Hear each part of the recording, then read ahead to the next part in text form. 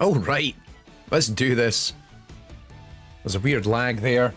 It's fine. We'll just have to make do with it. I don't know why that's doing that. I love it. I love the internet.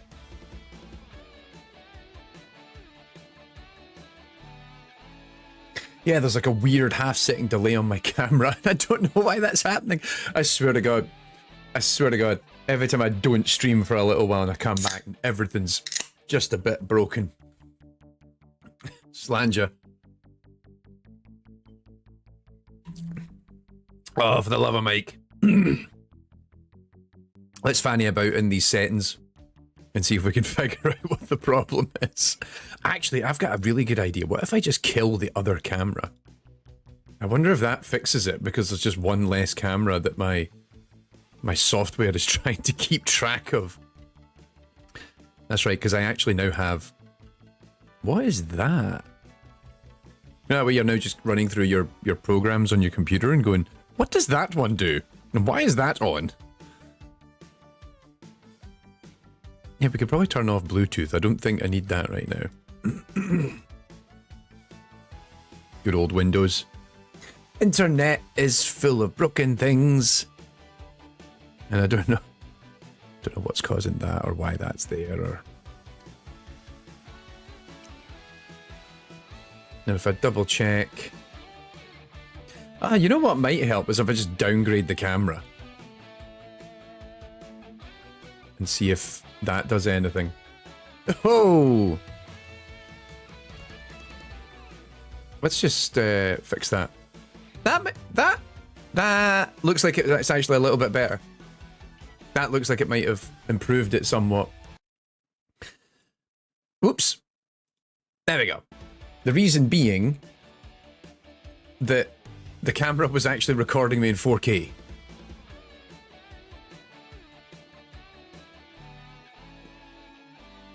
Because I've been using this setup to record stuff recently.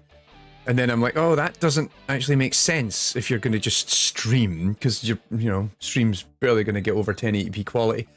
But yeah. Hey, look at that. We've even got people tuning in. That's amazing. I am so sorry that I have not streamed for so long. Like, it's been a... It's been a fucking month or two. Let's just put it that way. Yes, kill the task, Jason. That's absolutely it. If I just kill all the tasks, then the computer runs absolutely perfectly. That apparently is the solution to my problem. Yeah, it's been a solid 2 months. I actually looked this up. It's been 2 months since I streamed last, and I was like, what on earth? How has it been over 2 months? I think I did The Evil Within in like mid-Feb or something, which we still haven't finished. I need to go back and finish playing The Evil Within. Snacks. But then what happened? And it's like, I was away overseas for work. GDC happened. A bunch of... Lion, we're always having another tech support stream. Every stream is a tech support stream. But I'm hoping it's going to hold up. But yeah, just... Too many things happened at once. Or just concurrently. So we did GDC, and then I got ill after GDC, which sucked. And then all these other things were kind of happening. Work thing. And you know, that way I think I finally let the pedal off the gas about, I don't know, 3 hours ago. Because I have a draft of the next episode of AI and Games done. I was like, now you're allowed to relax a little bit, you know?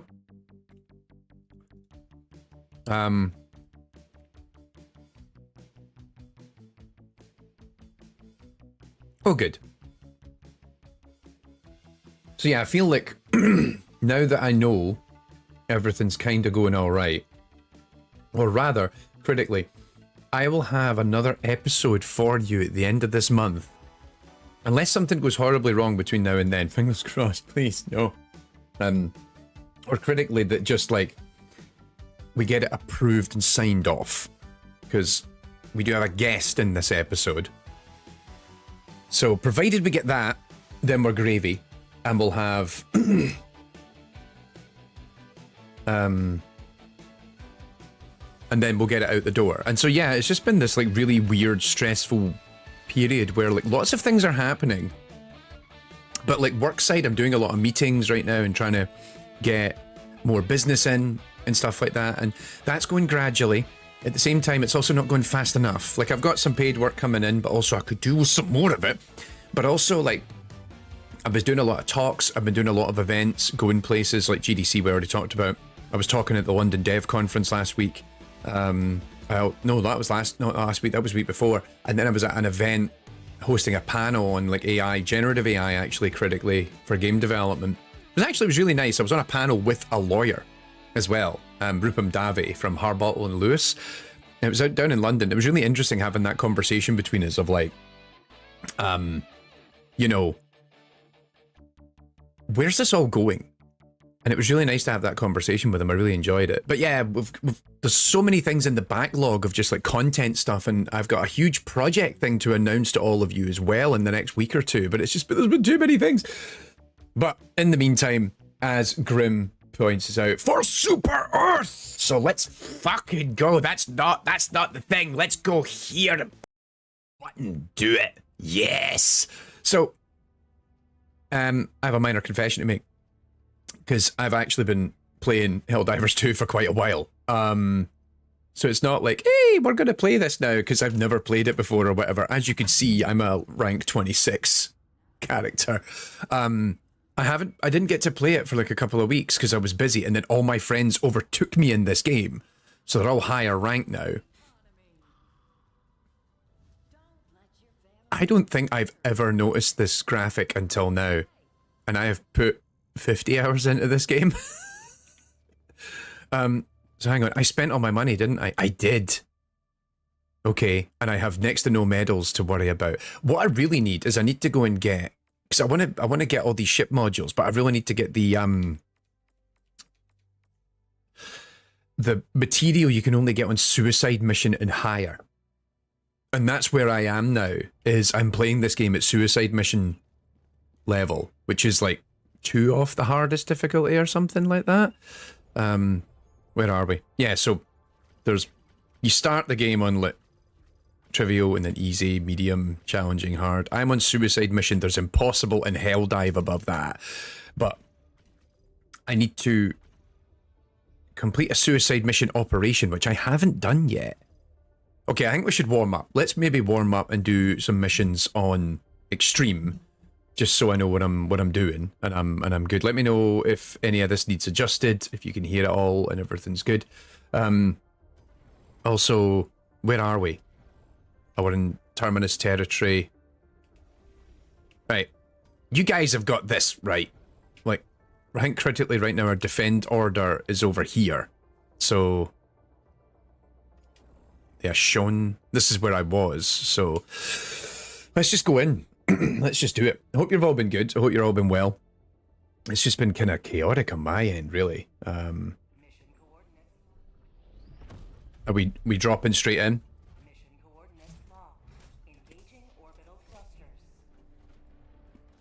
Okay, what we got? Okay, so I have a challenge to get stalwart kills. Take my guard dog. Always handy against bugs. He's got both mortars. We don't need another set of mortars.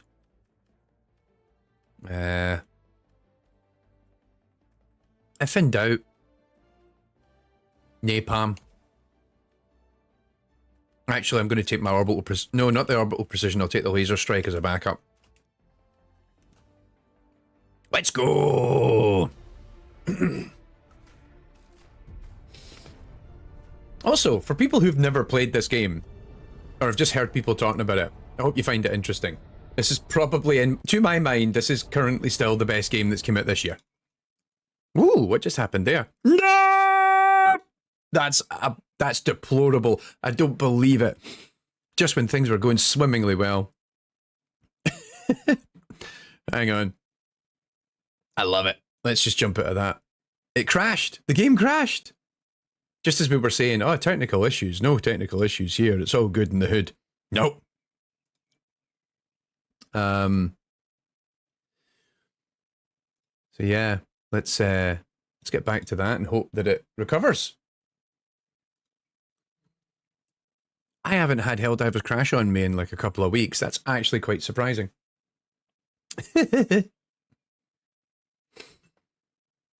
Come on, game. It's thinking about it.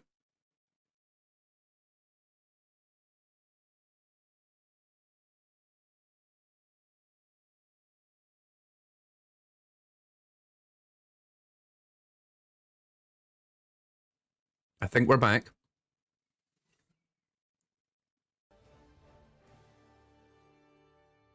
That was hilarious.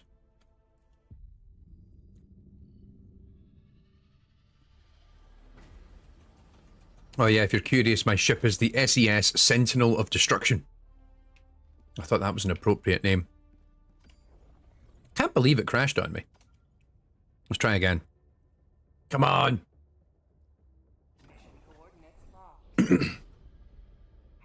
Super Earth needs protection.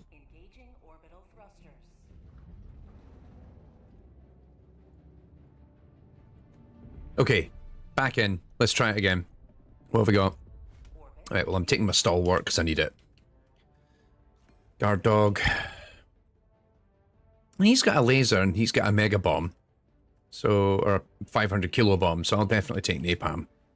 Actually, nobody here has brought mortars. So I'm gonna be that guy. Alright, let's drop. Fingers crossed we land this time. Does this mean that there's another version of me somewhere on the same planet that just crashed and died? I think that's what happened.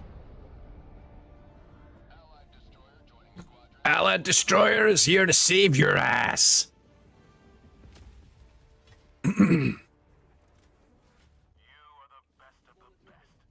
Except you've killed everything when I've got here. Alright.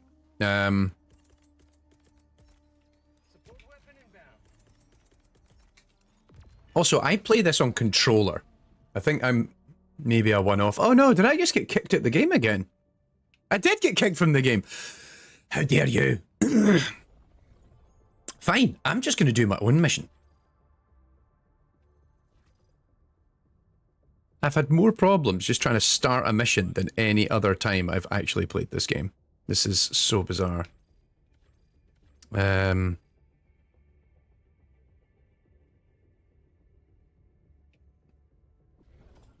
on. Somebody let me in your game. I just want to come and play.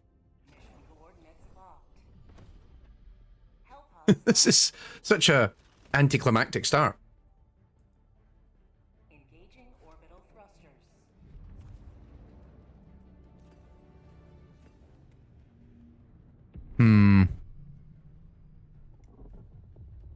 Orbit synchronized.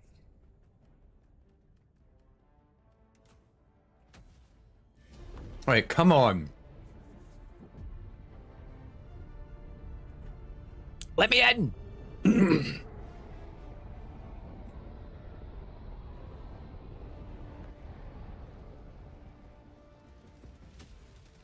Oh no.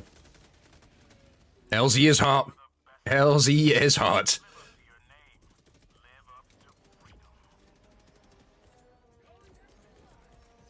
Yeah, so I like to play controller because I actually find it easier for doing all the... Oh, hello.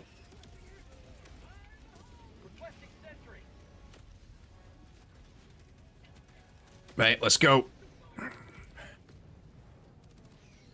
Oh, this is a defend mission. Fantastic. Actually. Napalm. It's napalm time. Oh, God.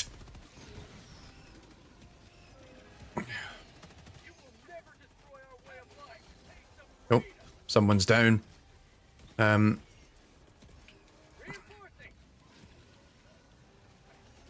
Oh my god. We've already joined at chaotic time.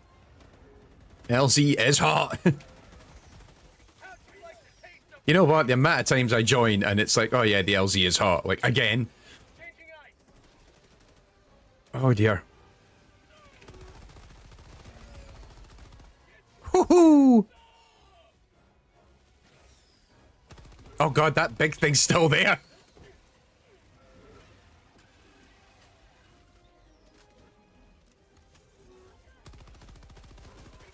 Oh god, oh god. Did I? You know what? Let's just throw another one in for good measure. Oh, he's down. Fantastic.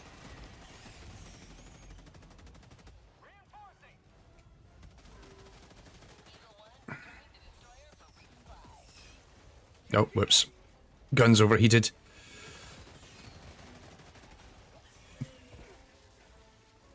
Ugh.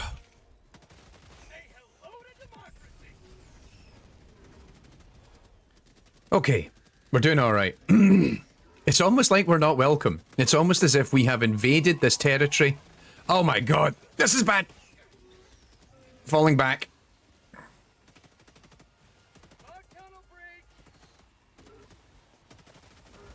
It's almost like we're in unwanted territory doing stuff that they are not happy about.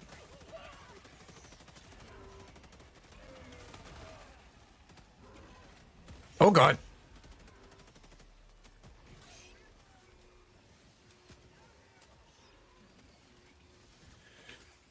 Oh god, there's a lot of them. Come on, reload the damn gun already.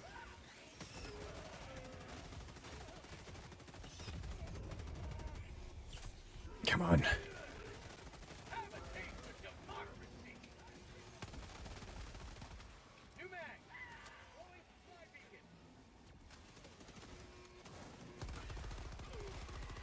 No.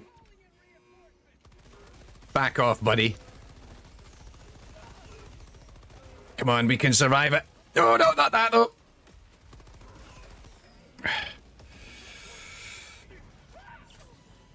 Somebody reinforce, quick. Oh my goodness.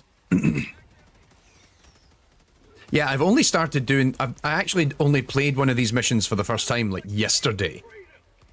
Where you just... It's just a wave defense thing, where they just keep hitting you and hitting you and hitting you. It is wild, especially when the big ones all turn up. You know what, let's just... Sentry.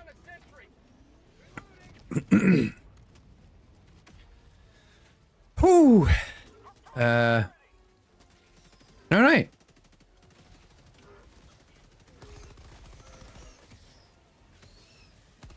Oh, crap.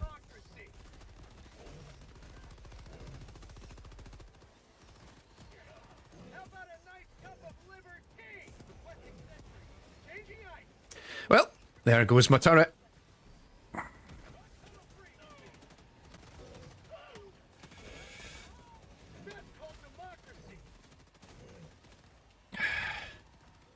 Crap, crap, crap, crap, crap, crap.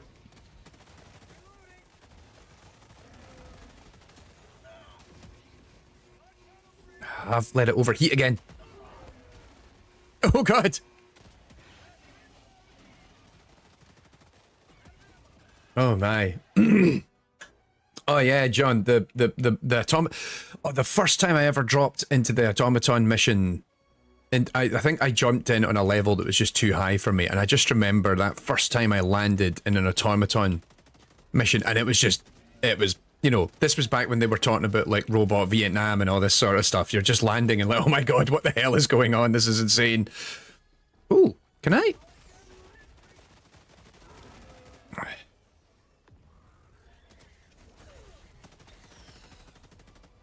Oh, that's good actually, because they've just dropped it right outside. So we can capitalize on this moment.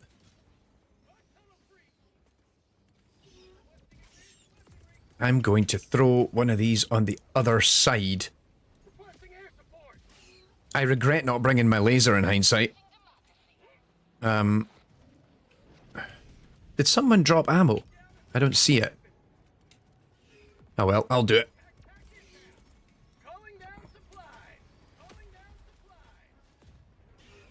Any second now. Tetris Main says, I love watching content uploads and the memes. I can't play Helldivers 2, but I love watching the memes. I would probably go support with combat armor, support sentries, and 2 shields. I have yet to really main shields. I think it's because I've spent so long playing it. I've had a couple of missions recently where I'm just feeling like I'm on top of this. Like I'm actually doing okay.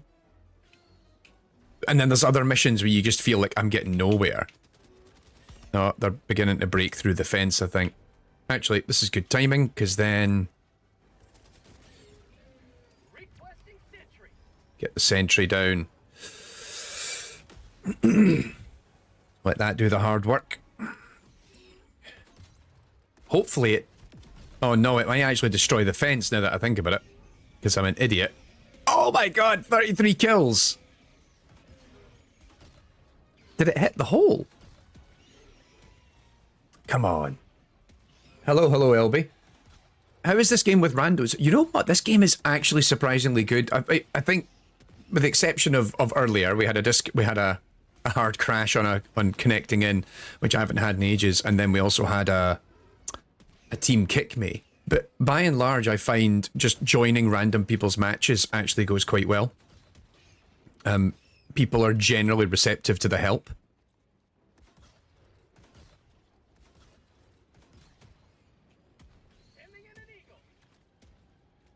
Oh hey, I did it. Fire at least 150 rounds in one burst, killing at least 10 enemies. Oh, don't do that! That was gonna blow the gate.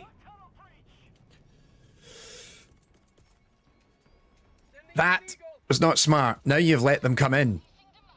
No! Oh god, I have been to Vernon Wells on what difficulty am I playing on now? I don't even think you can tell right now. I think the highest I've been up to is, I think it's extreme or suicide mission's the highest I've been up to, I think, at this point. Yeah, some of those automaton missions, actually some of the bug missions that I've played recently, I played one last night where it was just, oh my god, we're never going to get out of this, and we got out by the skin of our teeth. Oh, nice. Go in, team.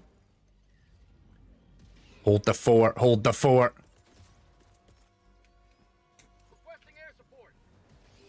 Is my turret, my sentry's back in 40 seconds. Come on, we can do this. One more rocket. One more rocket.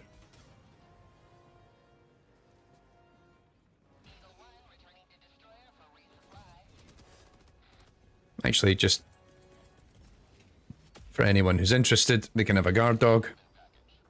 Also, just drop a spare stalwart, why not?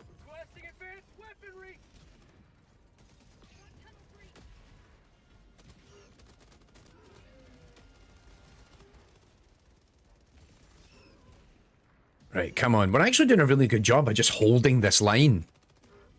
I'm waiting for it all to go horribly wrong.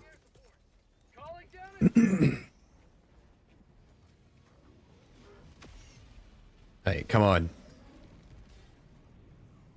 Come on, buddy. Do your thing. Yes!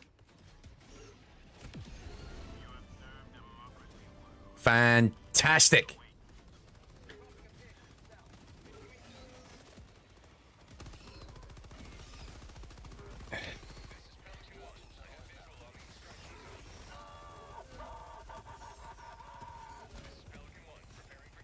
Video game fascism is great, but only in video game form.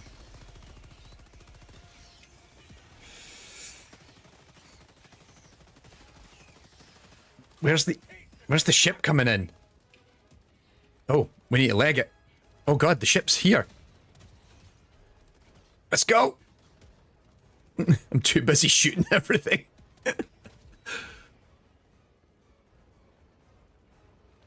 Come on, buddy.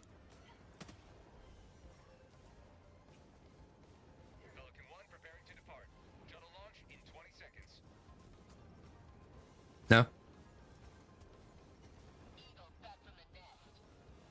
Yeah, fist bump. Get on the ship. Oh dear. Okay, the chat just has decided to not really keep up with the actual chat. My fear is going back to the creek for a third time if we lose them. I am really stressed out about the automatons coming back. I'm not gonna lie. I am kind of in the same boat as yourself of like, oh god, if they're coming back, what does this mean we're gonna have?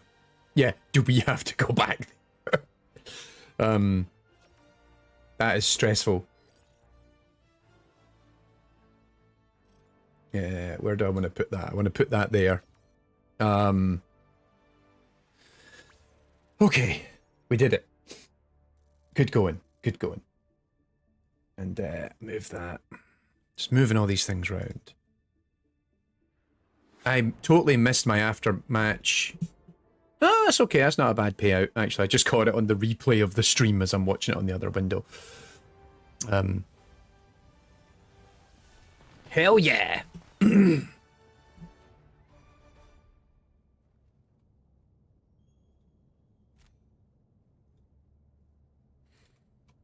How did we do?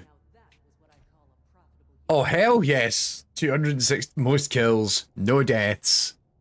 Yeah.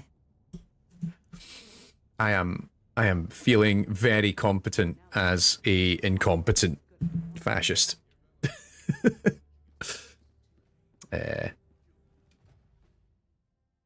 Right.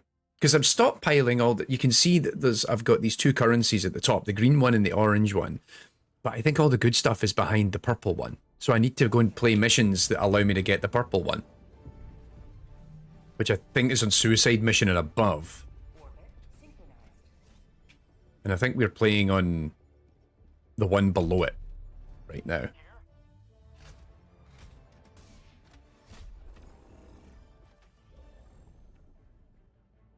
We're still in bug territory. I don't think I haven't got that yet, so let's bring these in. You know what? Let's bring in the Patriot suit. And the orbital laser. Because someone needs to have the orbital laser, otherwise what are we doing? Difficulty 7 or above. That's yeah for those resources, yeah. And this is I think I'm on difficulty 6 right now. I think that's actually one of the things I really like about this game is that fundamentally the game doesn't change. Like as you level up, your stats don't change, but it gives you confidence as you unlock more things and try new things that it allows you to then try the next difficulty up. And yeah, Helldive difficulty would give me more samples, but I haven't actually unlocked Helldive difficulty yet. I need to get to that. Because I've also been soloing it for the last couple of days. I've just been playing on my own. I haven't been playing with my friends. So, oh god, visibility is rough. Where are we?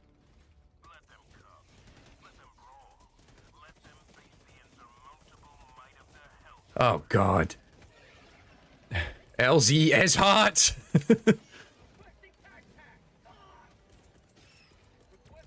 Every time I land, the LZ is hot.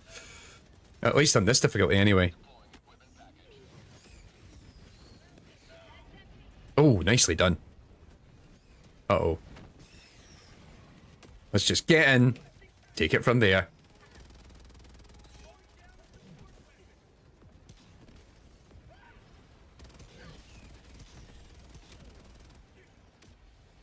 Die, you big bastard. How are you not dead yet? Come on.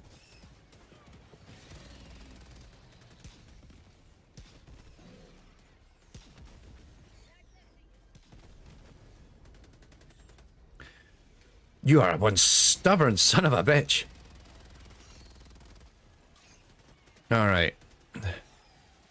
Nearly used up all my missiles in one go. Like, so what do I think of the AI in this game? I think like the actual behavioral AI isn't particularly like complex, but it's doing some really interesting experience management. Like, it's all director layers on this, and just when do we deploy more enemies? How do we deploy them? What's the composition of the next deployment? It feels like it's really playing around with these in a kind of fun and interesting way. I'm going to get out for a second, because my backpack should be lying around here that I deployed. No, it isn't. What? Oh well, so much for that idea. Yeah, I dropped one. But yeah, I feel like it's... Uh-oh. Oh god. I need to grab that. Give me this thing. And then get in this. Oh, and that little bastard. Ah, team did it without me. But yeah, I feel like it's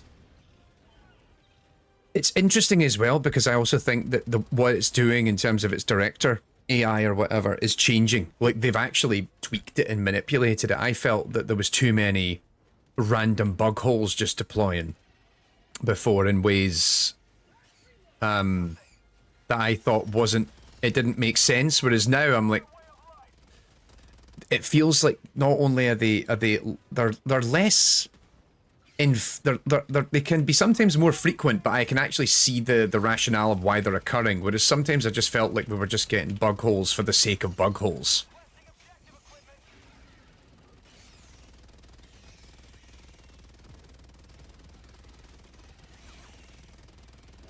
Crap. I am out of explosives, which makes fighting these big guys a lot harder.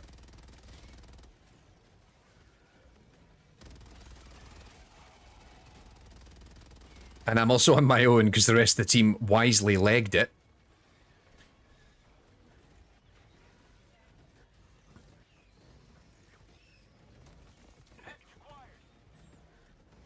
Yeah, I'm wondering if they're doing something deliberate. Yeah, I think it does. I think, like, when you're, like, different, it's measuring, like, intensity or, like, levels of progression and performance.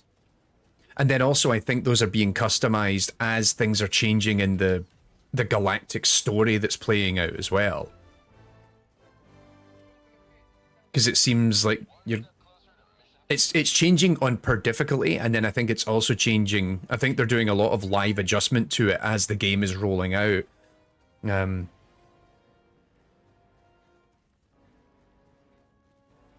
here we go. Oh, I think somebody took my backpack, which is fine, as long as they took it. I just realized that I've ran over here. Am I being followed? No. Okay, good. We can work with that. No, you don't. Nicely done. Jeez, that guy's went in and wiped that out already. Hello. Oh god, here's another one.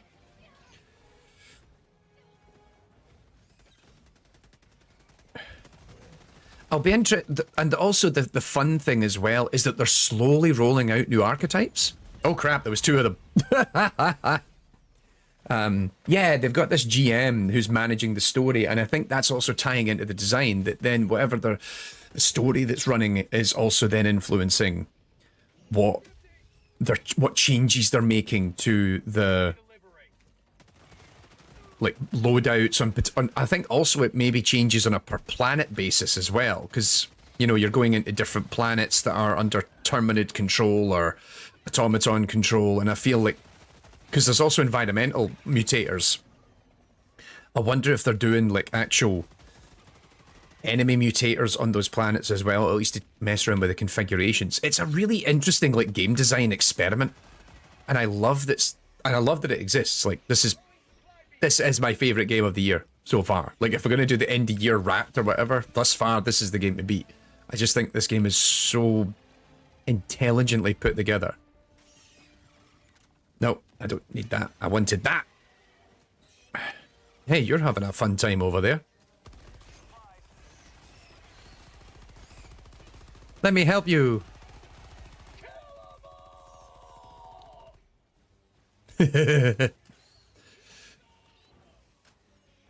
Also, I haven't actually played that many games. Oh no, this and Balatro are probably my 2 games of 2024 so far. Having a lot of fun with Balatro. Hot dog.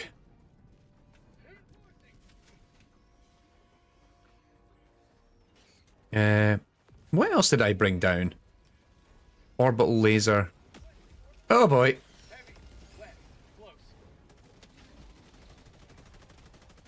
I'm glad someone else is attacking it.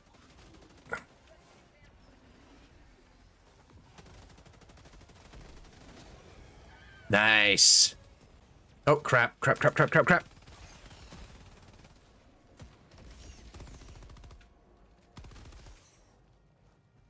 Oh, hello. You... Using this gun at this distance is ill-advised. Hard to hit the side of a barn with a stalwart at distance. Alright.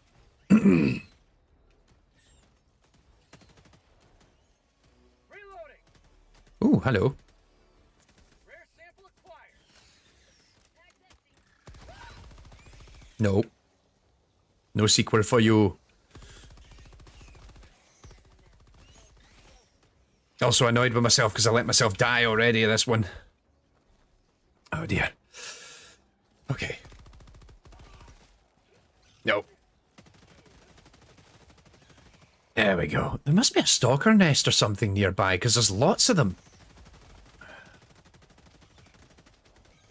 Also, I really like how whenever they add new characters and stuff like that, they kind of tie it all into the whole game DM thing and the lore. And was it when the flying one started appearing and people are posting about it on social media? They're like, it's fake news, it's pro-Terminid propaganda and all this sort of shit. And I'm like, you understand the assignment really, really well. Like, they really get what they're doing. And it's really funny. And you do, and at the same time, I'm like, does everybody get the joke? I like to think that most people are getting the joke, and that's just a really dumb question to ask. But at the same time, oh no, don't. I'm also waiting for people to just be like, oh, we're the bad guys?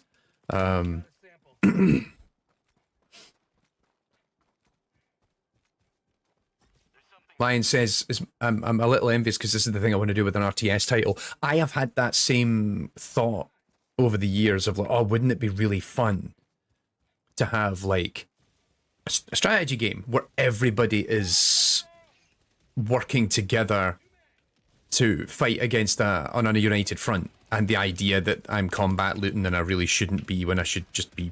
Stop reading the thing! Give me the ammo!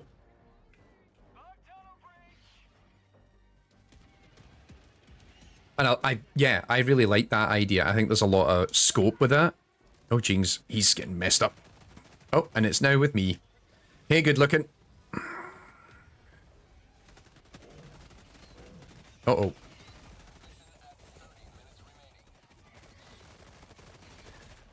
Oh, jeez. Uh-oh.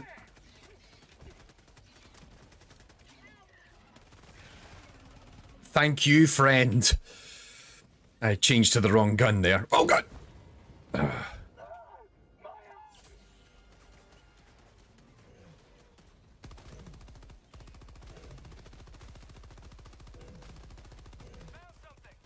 Come on.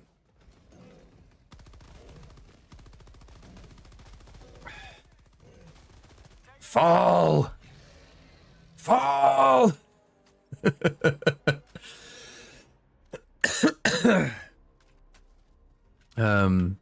But yeah, I think there's a lot of scope for this sort. I'd like to think that people are watching this and thinking, hey, like, sadly it would mean it's stealing your idea, Perth, but also I like to think that people are observing this and thinking, hey, like, there's scope for... This is how you do a... Like... Not to say that this game is perfect, I do think it has its problems and spots, but it's like, this is how you make a live service game interesting. Because even though I'm not turning into it, I was thinking about this actually just earlier today, like, I'm not tuning in every day, and or like every week, because I've been busy with work and everything else, but I'm sticking with the game enough that when I come back,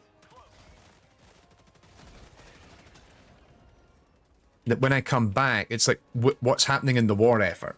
Where do I need to deploy myself? Like, where am I most useful in the pursuit of democracy? Like, it's interesting to that. I mean, it's such a very simple idea, but it's nice that you're able to kind of think a lot about where you fit, and then, you know, I'm doing my part. Like, how can I deploy in? And versus, I would argue, more story rich. And I think that's one of the things that works to this game's benefit is the stories. Just, you know, there are monsters, go kill them. Versus something like Destiny, for example, where like every time I tune back into Destiny, I'm like, I have no idea what's going on or why anything's happening. And what's now canon in the story, you know, that sort of thing. That's twice I have done that. Oh god. No, you don't.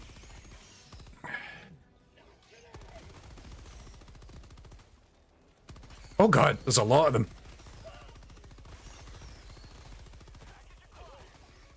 No, not today.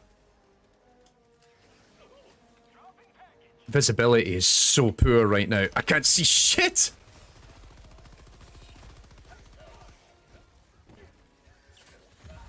Oh my god, too many. Too many. I've ran out of stims too.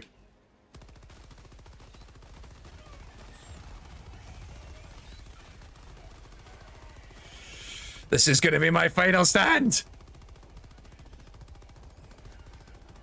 For Super Earth. Oh god. Point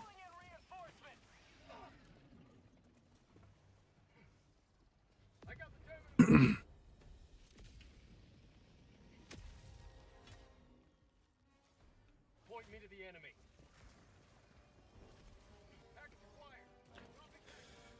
Has anybody called down the SSD yet? Alright, well. I lost. I'm sure. Yeah, I died quite a bit away, so I'll come back and get it later. No, I really needed my rover for that point there.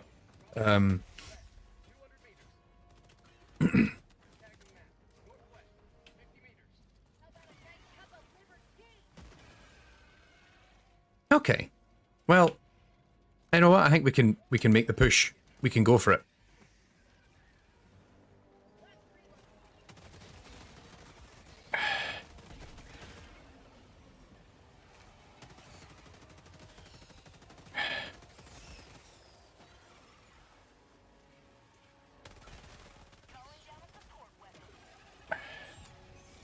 Oh, I think he's going to get... Oh, I got my samples! Amazing. Yeah, the game does encourage cooperation, communication, and I think one of the things, even though, that it's interesting once you get to a point where a team can communicate or learns to how to communicate without actually... Sometimes, you know, sometimes you use the text chat. I still use the text chat quite a bit. But also just sometimes you get good at just understanding by looking at the map and what everyone else is doing. How to communicate and how to support one another and understand what everyone else is trying to do. Once you've played it enough, and also critically, like I've noticed, like I love the fact that friendly fire is a thing, because you're increasingly less likely to kill each other. I've found a higher difficulty because you learn at a lower difficulty. One, when should you fire that weapon and when shouldn't you? So, or even in my case there, that guy was firing a grenade launcher at a heavy. Should I stay in front of him or stay too close? Because I'm going to run risk getting myself killed. And then the others... Oh, you bastards! I was hoping we could have stopped that there. But then also, like, you just learn when not to shoot your gun. You're like, oh, hey, that's a teammate heading in my direction. I should actually hold back for a second.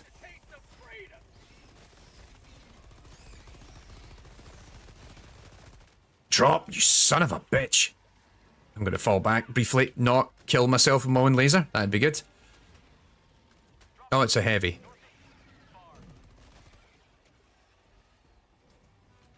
All right, I need to reunite with my squad.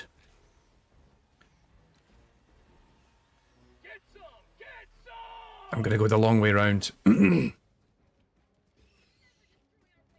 Yeah, I think, Ma, you're absolutely right. Many missions with randoms communicating, it still kind of works.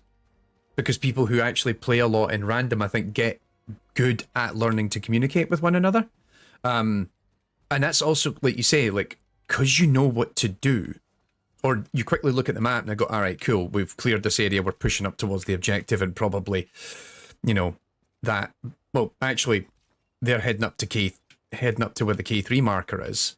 Right, I need to rest up a second, get my stamina back. But it interestingly just relies so heavily on the individual team members getting good and learning how to play the game individually, such that they can then do it. Oh, fuck me. Come on. Bastards.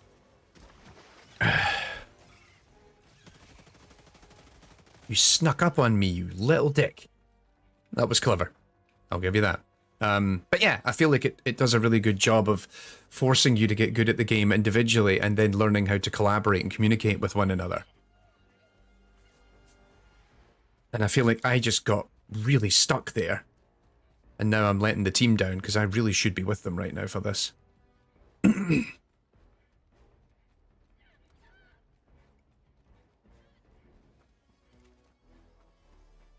Still get 3 orbital lasers in the bag.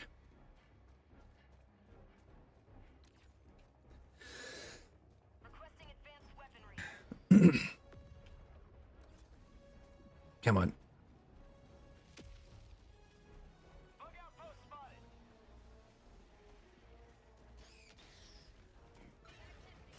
Yeah, fuck this. Time for an orbital laser. Orbital inbound. Like that, do the heavy lifting.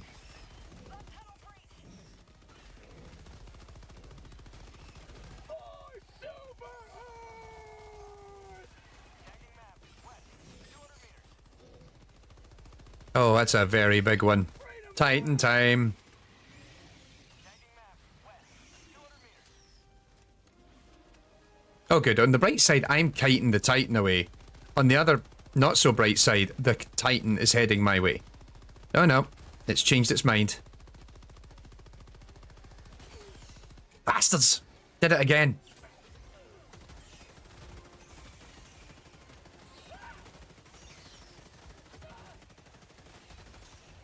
Oh god. No!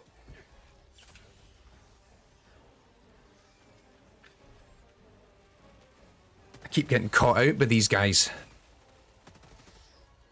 Last reload.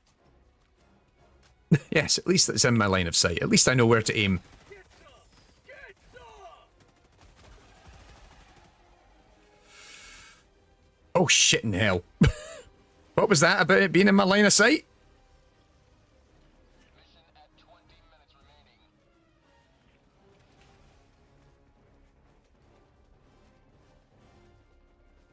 Oh fuck me, it is. Right on me. Come on. No. Lads, I could really use some support right now. I realize that you guys are trying to evac civilians, but also... Heavy. Close.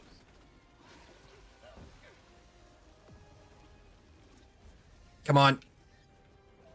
Calling down a support weapon. Oh, thank God. Thank you. There we go. That was squeaky bum time there for a second. Woo! All right.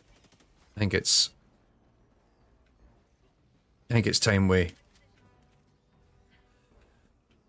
unpack the other Patriot exosuit.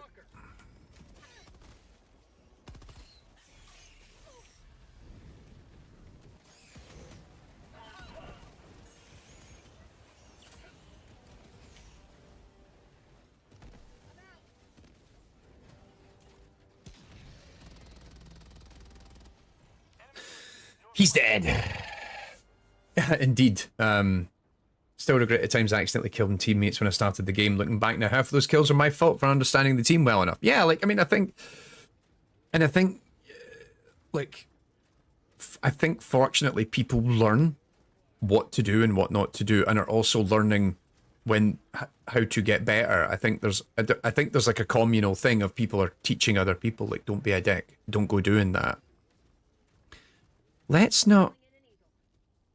I was going to say, let's not antagonize it, but never mind.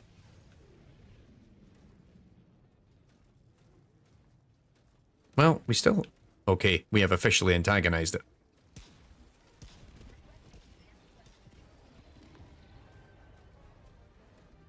Because I just thought, hey, let's not waste ammo. Never mind.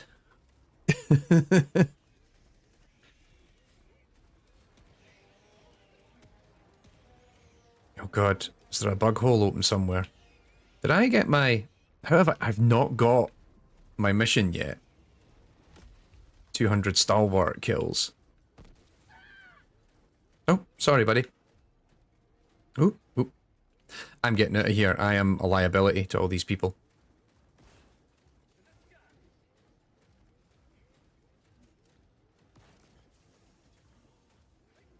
Let's... Nope, no, I didn't mean to do that. There is... Right, let's go and take out this one last, I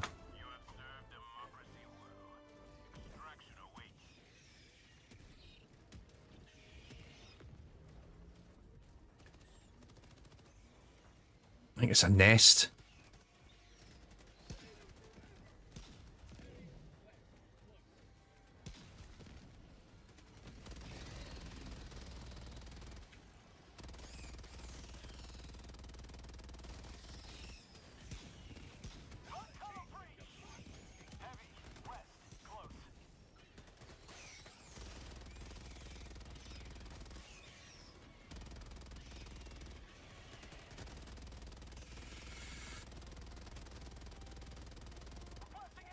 Come on. Back up, back up, back up, back up, back up.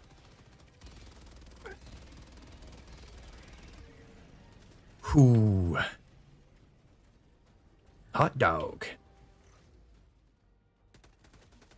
One thing I still love is the newbies running in front of you when they're I know, it's... Like, I've already had to warn people that I know who are interested in playing it. I'm like, this game, friendly fire is on. You will get killed by each other. Oh crap.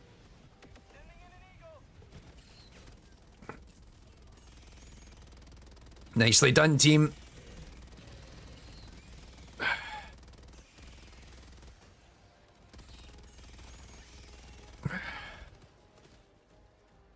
All right. Let's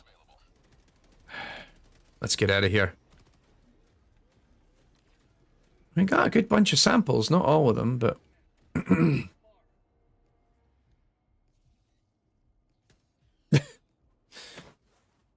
Take it easy, Perth. Hope you have a good one. It is indeed 3 AM out in Perth. Right, that's just a waste of bullets. Let's just get the fuck out of here.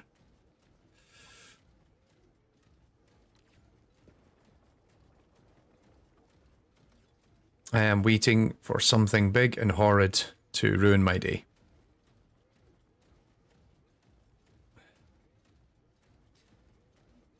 If you have GOAP questions, by all means, throw them out there. In fact, I think you're going to like some of the stuff we got coming up. GOAP is back in the conversation on AI in games. Hopefully next week we'll be talking about GOAP again. I haven't talked about GOAP in a while. Actually, planning's going to be in vogue for a couple of the future videos now that I think about it. Really excited to get all this stuff out there. Like, so we did the 10 Years Reflections episodes, which was very different and not something I'm used to making. And I finished that and I put it out, what, start of March? And then, like, to give some inside perspective, I've got like 7 different videos in different stages of completion right now, and it's just been really difficult to focus on them because you know, just because work and also travel for work as well. So a bunch of stuff's been delayed and what have you. But yes, we will be talking a bit about more GOAP. Not long ago, just 1 hour ago, a newbie killed me by accident with airstrike napalm. To be fair, I did kill a lot of people with napalm when I started playing this game because the napalm, oh my, is that 2 of them? That's 2 of them.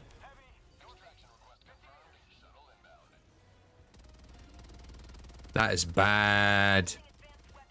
Actually, this is literally the point where I deploy my orbital laser because I've been holding on to it for exactly such an occasion.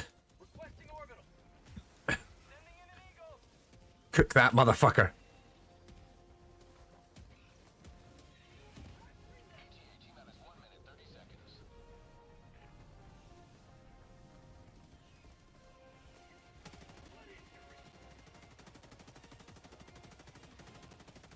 Yes. Yes.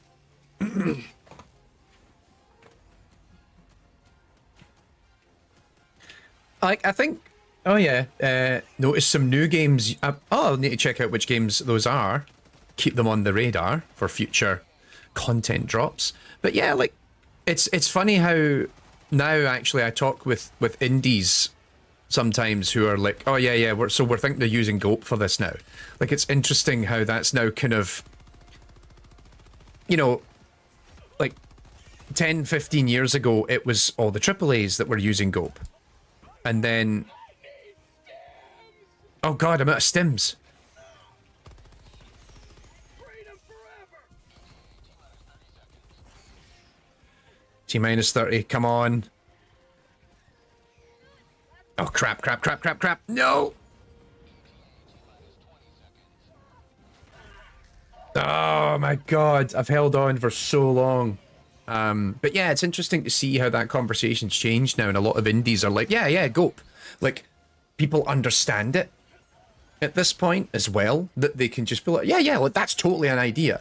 And I literally had a conversation with a studio, with somebody who's at a studio, I think, I want to say,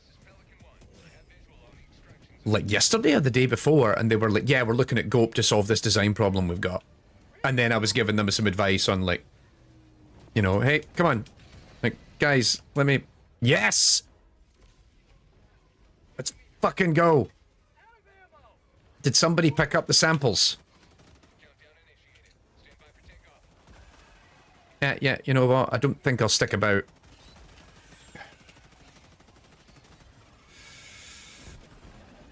Oh my god. Dude, you dropped that too early!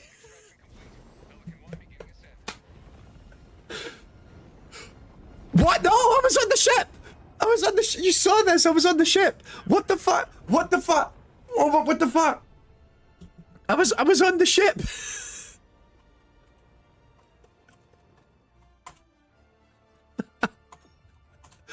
No! Right, right. Yes! Oh god! Oh god, the roller coaster of emotions that I've just went through. Helldivers extracted 4, but I died on the ship. Oh god. Fuck yes! Outstanding patriotism.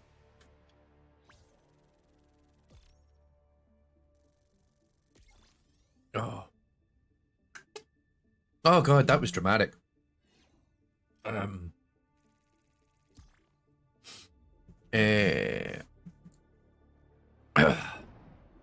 You were left behind, and then Q Slipknot.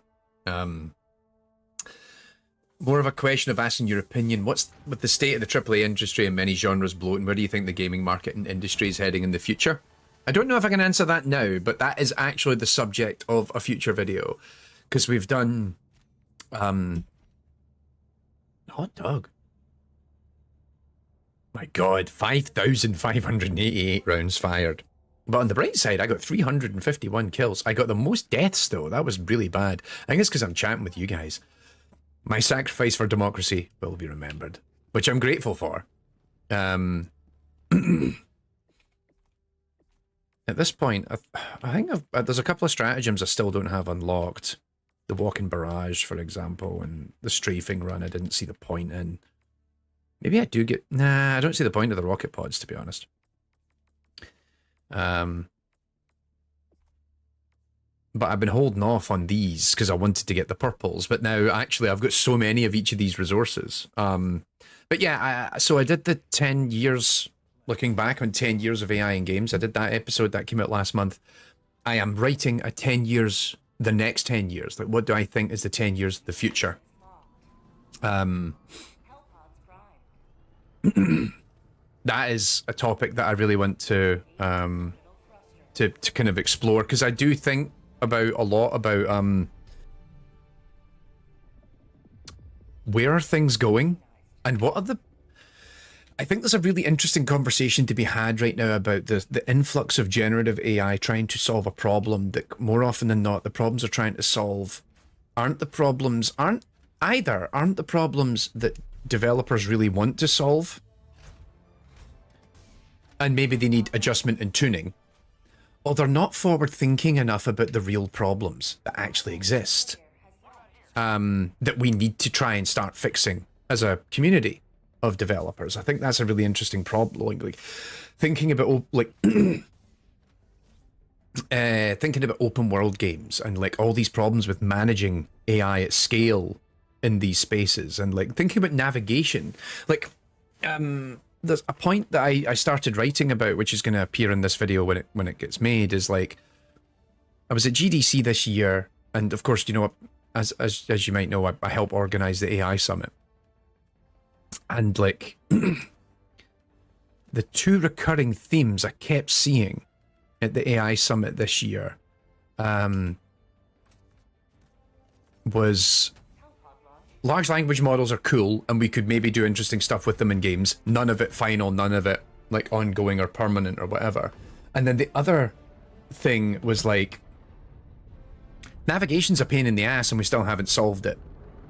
You know, we had some really good talks. Actually, I mean, shout out to Gio Campo and Andrea Tucci from Rocksteady, who I mentored their talk on navigation tools that they built for Suicide Squad, and I really enjoyed that talk because they're trying to deal with this like really difficult problem that like we don't have an answer for it, and it's kind of nuts. And this is their solution to it, but it's, you know, everybody's having to come up with a custom solution to solve this very specific problem. Of like, okay, navigation meshes are good for figuring out how to move on a surface, but they don't really address the bigger problems of like, right, how do I actually then make navigation in 3 dimensions much more accurate? Actually, I need to figure out where to throw this. Or even how to do it in a way that's going to feel smarter. Like, you know, because you want to think about sight lines and stuff like that. Like a character, an enemy can see someone from the other side of the map. And it goes, all right, but it should actually be thinking about how to navigate across rooftops, not how to navigate across the ground. But a nav mesh will make you figure out how to navigate across the ground, and maybe with some off-mesh links or whatever. But even then, how do you do, like, being able to... This is a tough motherfucker. No. I'm out of here. Like, how do you then solve the visibility problem? Like, how do you make it so that they can at least begin to understand, oh yeah, there's another guy over there. Oh god! Right, yeah, so coming back to that... Oh man, I just spent all day debugging navigation issues doing it. Right! Navigation is not a solved problem. But... And I feel like, God, we're still talking about this. And actually, also I've been chatting with the folks over at Kythera. They've now got their new moving nav mesh tech that they've, you know, they've tried to solve the problem that Sea of Thieves was struggling with about how do you get the skeletons to navigate on the ship if the ship is constantly moving. And it's like, that's one whole thing. And I just feel like there's a handful of games that are exploring, like, even things like when you go back to like Assassin's Creed Origins and stuff, where they were trying to figure out, hey, what happens if you get NPCs that travel across an entire map? And how do you manage that experience? And even just building stronger, oh god, contextual knowledge for characters. I had a few conversations with some people about, you know, what if we started trying to train machine learning models to solve utility calculations that could be used in behavior trees, for example. So it's like, oh, I've got all these impulses, and sometimes an NPC just does the wrong thing in the moment because it has 8 things that it doesn't know what to react to. And, you know, even in, we've talked about this in the, was it the Halo Infinite episode that I made last year? It's like, right, how do we know which thing to react to in the moment? Oh god, oh god, oh god, oh god.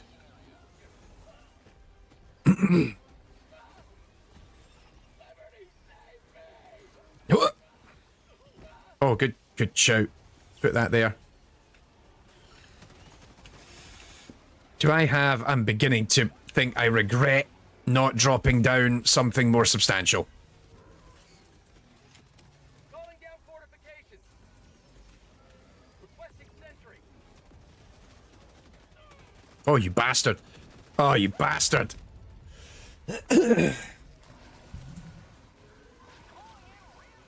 Yeah, that is, I think, certainly Game Jam land, that when you're dealing with, I mean, Kythera's not the only one in that kind of space, because there's also Mercuna, so shout out to them. They are both, hey, this is expensive. I actually did get, when I was working on, when I was consulting on Deathground a while ago, I did actually get them to start using Mercuna, because I was like, look, we do not have the team to skill up and scale up to handle that kind of navigation problem for, like, essentially, because it's dinosaurs, right?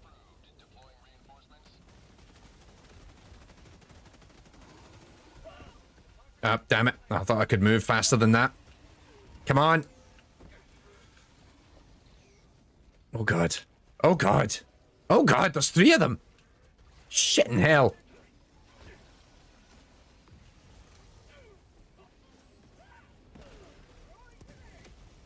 I feel like half of my time in this game is me just running around trying not to get blown up. Right, there's a reinforce that needs to be done. Come on, buddy, let's do this. Come on, we can do this. 89%, we're nearly there.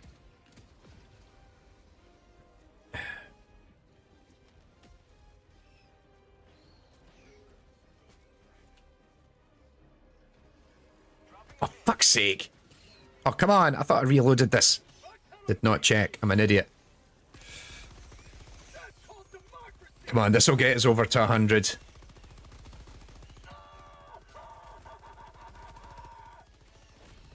Yes! Call in that goddamn ship! Calling in reinforcements. Last reload.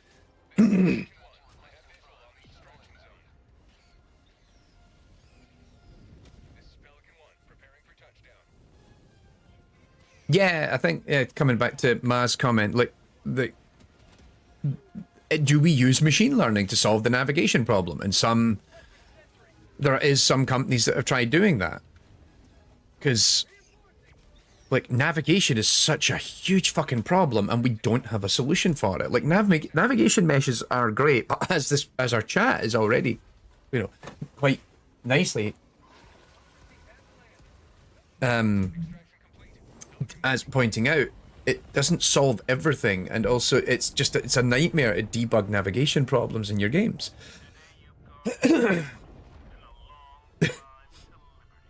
Got a chat with an engineer at Epic. He recommended to rewrite the render code if I want fancy stuff and stable frame rate. Made me chuckle.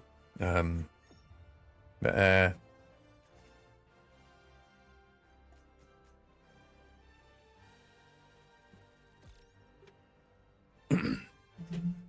yeah, we're in a very interesting space right now, and so I don't really have an answer right now for the chat, but as you can see, I'm clearly thinking about it a lot. And even then, like, do we move beyond behavior trees? I don't think machine learning is the solution to a lot of this stuff. But I think we're going to start seeing people try and employ machine learning to solve specific parts of the game design problem better. I feel like that's where we're going. And I'm really interested to see how some people can come up with solutions to that. Because, like, as much as state machines and behavior trees are great, and now you get state trees even in Unreal Engine 5 now, like, okay, and that gives us, as designers, excuse me, as developers, we have a lot more control over that, and that's great. But there's all these really complex nuances that come up and games are getting so complicated. Like, how do we keep track of it? How do we know? Like I said, like, I think the idea of using training a model to replace a utility function for a behavior tree selector, I think is a super interesting idea. But we're not there yet. Oh God, I've only got 43 medals. Come on. I want to start unlocking more guns. Actually, can I unlock anything? And I only just unlocked this battle pass. Yay, I can get more money back. I don't think I want a marksman rifle. Actually, I need to change. I want to go back to having a hug as my emote. There we go. Don't leave me hanging, dog. I'll hug you. Yeah. Killer Steve is my friend. Ah, I'm getting all the hugs. Ah, I love it. Helldivers to Hellpods. Repeat. Helldivers to Hellpods. I swear to God, that is actually one of my favorite things in this game. Is you can be like having a hug with your buddy as like a nuclear bomb is detonating on the horizon. I love it. It's so good. So yes, we will actually have a long form answer to this question. And it's largely going to be, a full feature length video where I'm going to talk about where I think the industry needs to go and what are the problems that I'm worried we're not focusing on solving, which when we maybe should. You know what? I'm going to mix it up. Let's bring in napalm. Actually,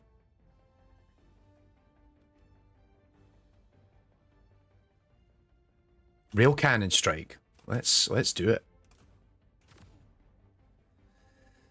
Hellpod launch initiated.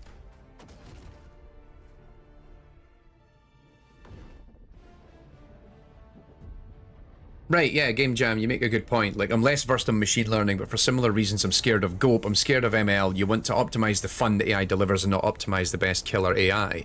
Right, and so that's why I don't think you'll ever have ML, like, entirely replace a lot of classic game dev stuff. It won't, like, game AI stuff, it won't replace behavior trees, it won't replace FSMs, because we need to have that overt control. We need to have that ability to just tweak every single, because you'll know yourself, like, tweaking every single part of that experience so that it is fun is an absolute pain in the ass and very, very difficult. Oh, a super sample! I found a super sample! That's my first ever super sample. I'm so excited. Calling down support weapon. Rare sample acquired. I found 3 of them! This is already the best mission ever. Perth, I thought you were going to bed. But yes, intentionality. And yeah, like, I think this is ultimately why a lot of ML won't replace core game dev, but I think there's still a lot of potential for using it to solve very specific parts. In the same way that, you know, like, you see how we've used it to, oh my God, I found all the super samples in this mission in one spot. That is actually the coolest fucking thing. Something is nearby. Oh my God, visibility. Oh, thank goodness. That should clear the visibility problem up. That's amazing. Nope. Sending in an eagle. Napalm.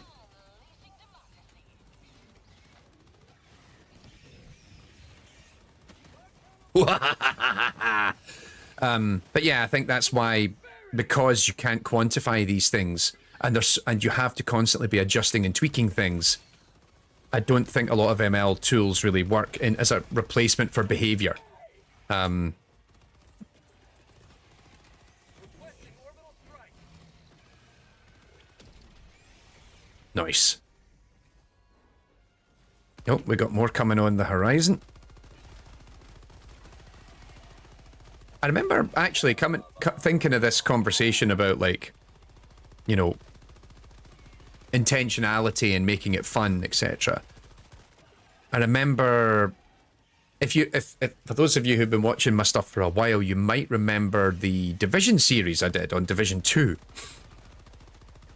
And I remember having a very long conversation about the applicability of ML tools with Phil Dunstan, who was the engineer that I interviewed originally for that series. He and I had a very long chat about this. So, I mean, also for context, I've known Phil for a very long time. Like, it was really great to get to interview him for that series, because we've known each other for a while and we kept threatening to do something together. And then finally we managed to make it work, and it was really great that we did. Oh god, there's a lot of them. But that was it, particularly as someone who was boots on the ground. He was like, yeah, it's never going to really be able to do all this stuff at a level that we really need it to. Oh god, I need to get out of here. This is really bad.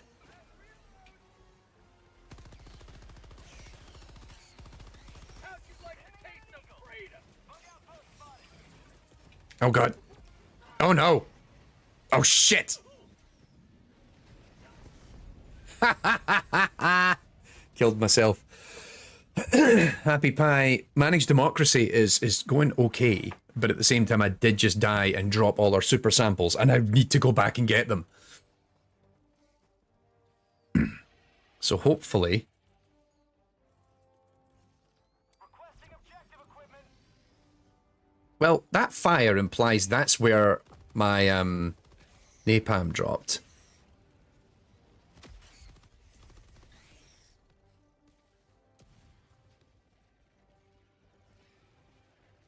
Is anybody...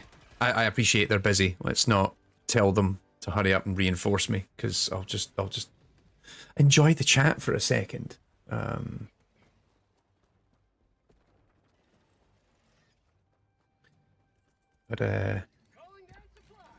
it's nice to be back on a stream. It's been a little while, but it's nice to be back. I do like the community. The community in this game, I think, is really good. Because Happy Pie's now joined us, but there we go. Oh no! Oh god, flying ones!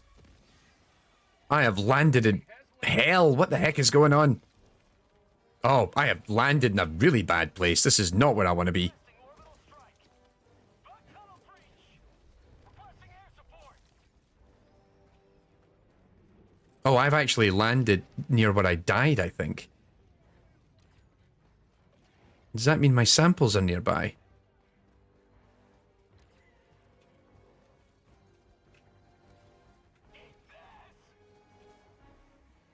Oh, Jesus Christ. Oh, God. Oh, shit in hell. Hell's teeth.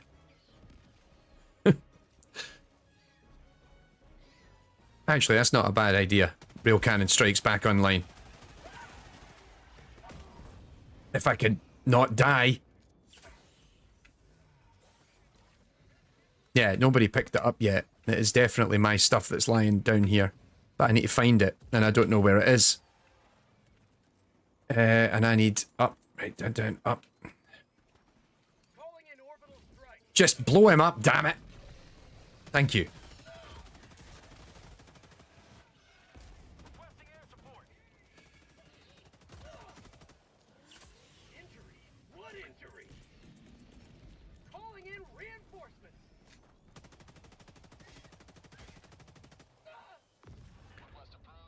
I didn't bring in any sort of turrets or anything, did I? I did not. I cannot... Oh god, he's not dead! What in the shit?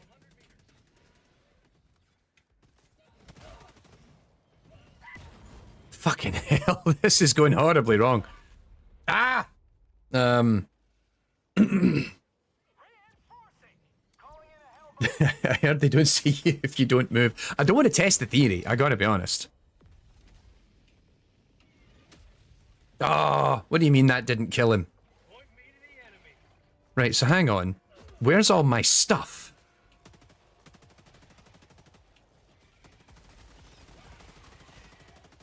I have not been able to get my bearings.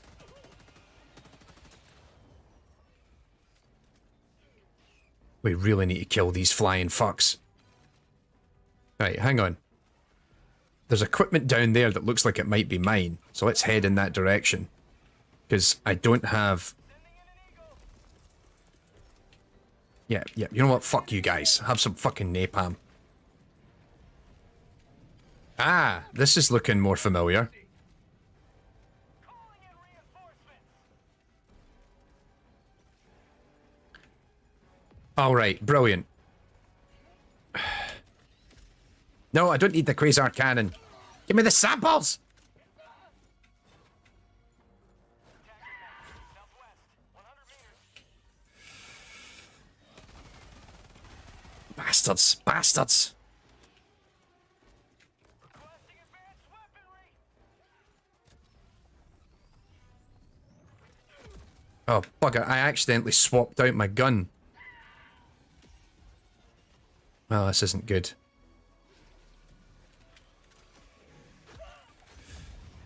No! Ah! Okay, so I picked up samples and they weren't the samples that I thought they were.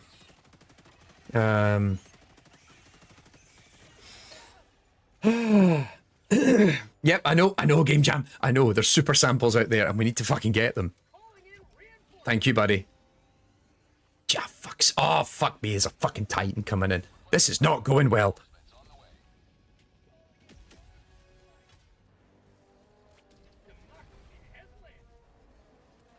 Right. Requesting air support. You know what? There we go. I actually have the ability to trigger a guard dog in.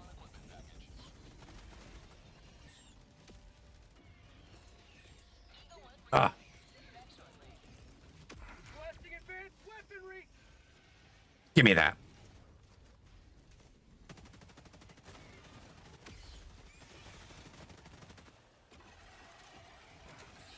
Sending in an eagle.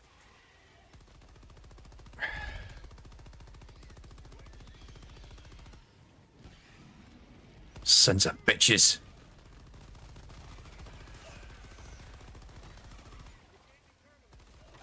How about some freedom?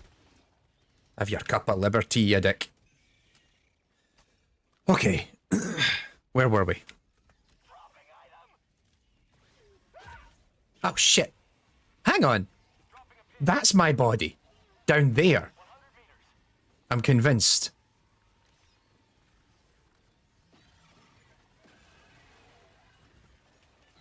Super samples!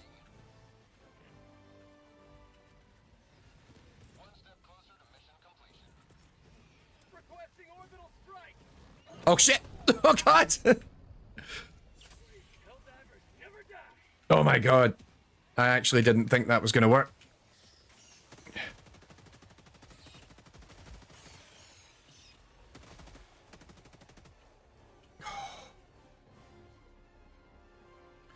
This has definitely been the most stressful game of Helldivers I've played in a while. I don't know why this is... Okay. Hang on, I want to quickly check something on the stream. Oh, yeah, fine, fuck off. Right, good. Okay. Right, where was I?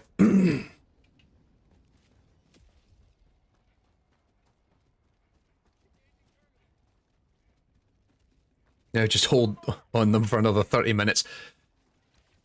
Shush. Right, did we get... Right, there's still a pack of samples. I think that's the last set of samples I dropped. Oh, fuck a duck. I'm going this way. No, I'm not. I rescind my earlier comment. Hot fucking dog. Sending in an eagle.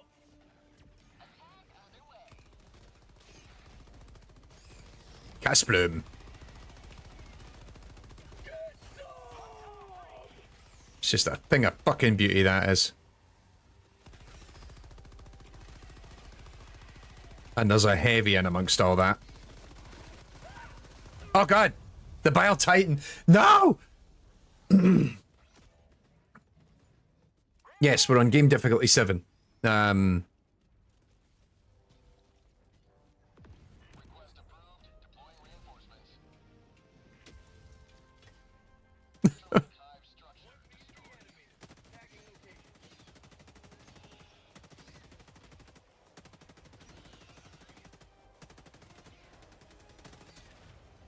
Damn it.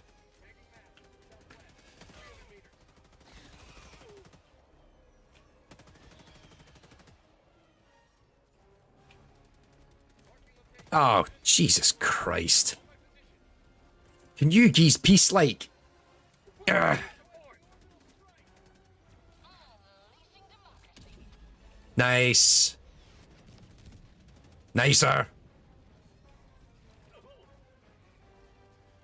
That was stupid of me. Okay, where...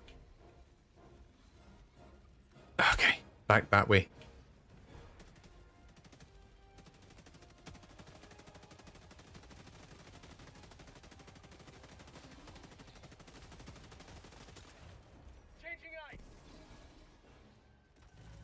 Nice. Right. What's those fucking samples? Dropping a pin. South. Far. Affirmative. Right, I think he's remembered. Killer Steve has remembered where the samples are, so we're going back to get them. We are... This has been...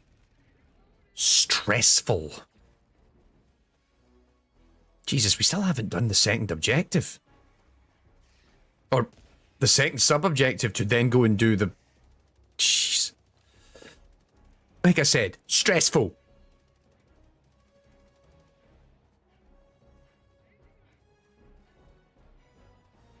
Yeah, I am waiting for a third faction to drop. I'm waiting for them to do it. I know they're gonna just be like, right, you guys are getting comfortable with the automatons and the Terminids, time for faction number 3, and it's like, oh no.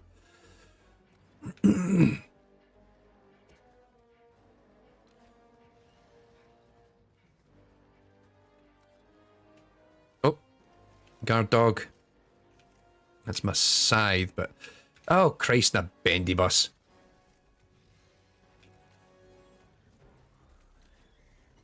This is Eagle 1. We're back in business.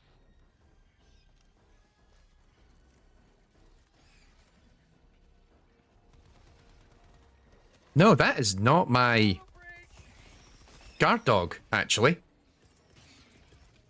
Calling in orbital strike.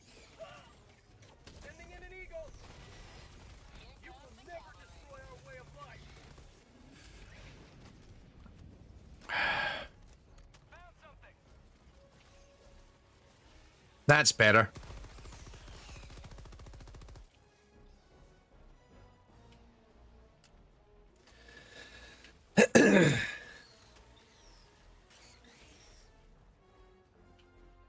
Alright, let's just get the fuck out of here. We have all the samples. Let's hightail it.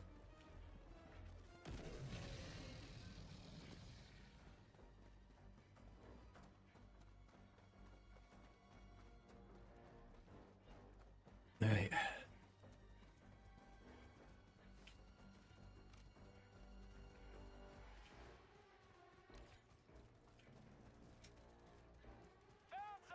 Okay, we're PTFO in it. I think we've realised this is... We got in such a bad spot up that side of the map. It's best to just... Let's just focus on getting this done and getting out.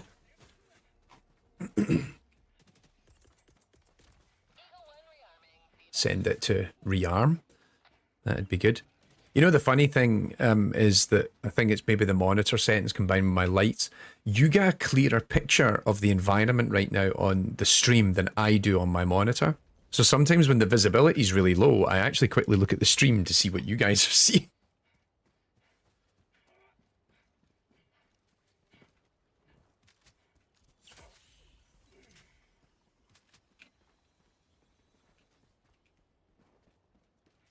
There we go.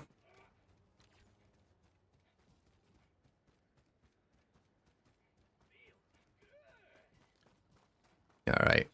Objective up ahead. Let's try and do it. But yeah, actually, patrons and anyone in early access tier, I hope to have a draft of the fight of next week's video available for you to watch in the next day or so. Because I'll probably appreciate if anyone would like to watch a slightly lower quality version for me to do the then check for errors, because it's a long video, and so there's a lot of there's a greater risk of editorial issues, I think, arising. Uh-oh. Oh no, don't, careful. As much as I like the rover, I do hate when it then starts shooting my teammates.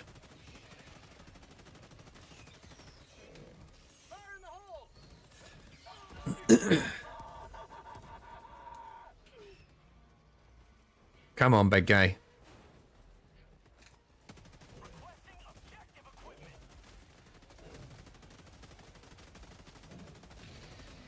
Yes! Shit!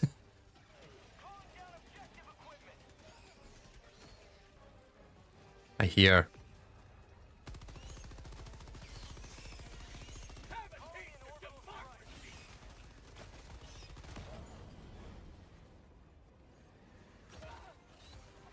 No, no! Fall! Fall!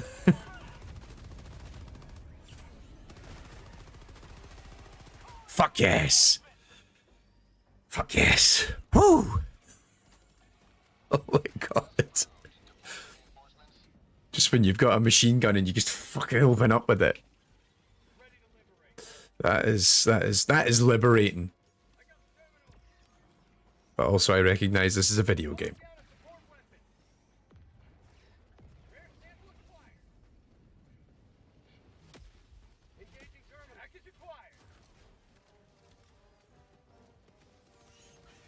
Oh no. No, no, not right now.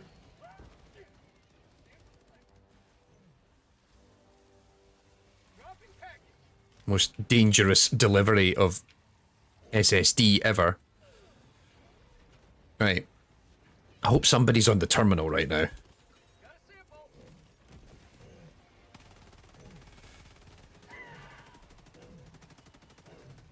Ah! Fuddruckers.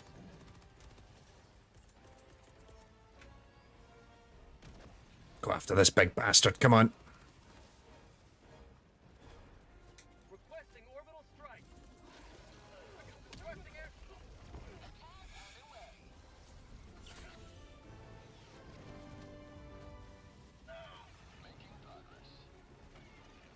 Making progress indeed. Would you... I swear to God, I keep trying to reload this and it doesn't reload. I'm getting stressed out about it.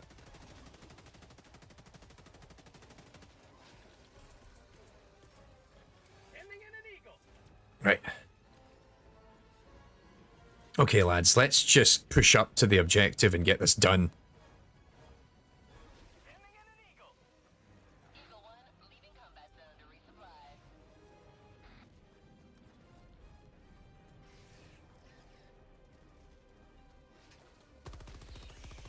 That's a heavy up ahead. I can see him to my left, but that's... And a bug. Shit. Really regret using my second napalm a second ago, you know that?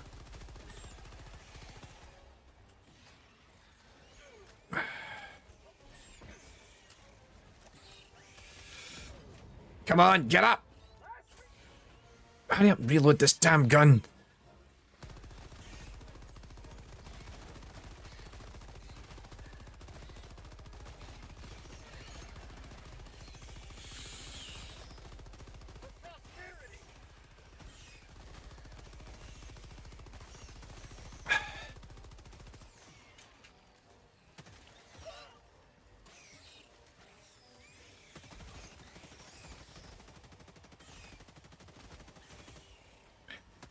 Shit. Here comes the big guy.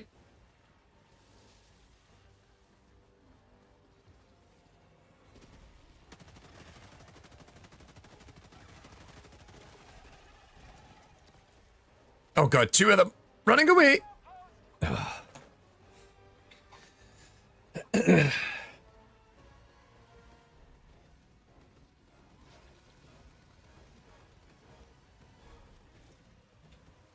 real. Oh!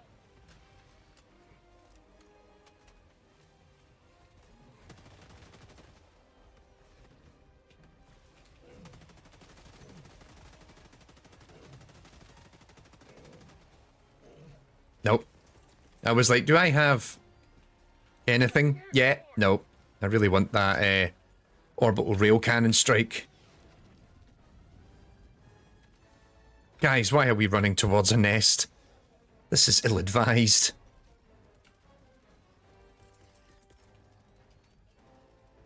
Pick a direction. Which way you coming? Sending in an eagle. That was a waste.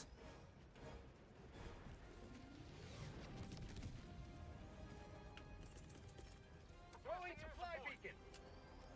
Eagle 1 rearming. Be back shortly. Are you fucking joking? Tracking map. South. 100 meters.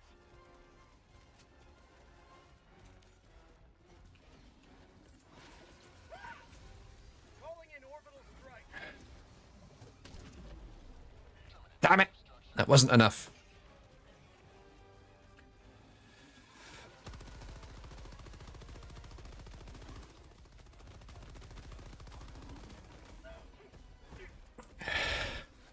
Come on. Keep moving. Requesting air support. Kill 'em all!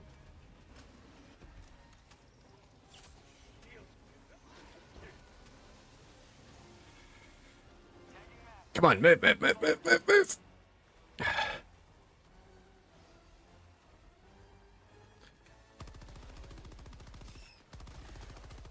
Now is not the time for you guys to turn up, I have to say.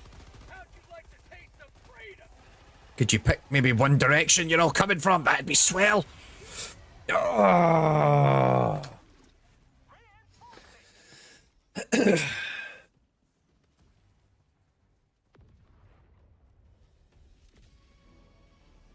There we go.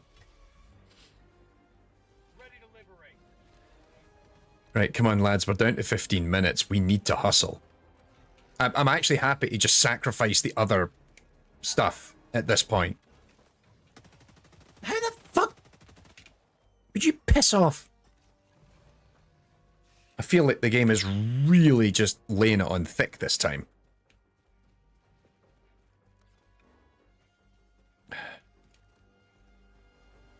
Jesus. They're being chased by the fucking alien Terminator.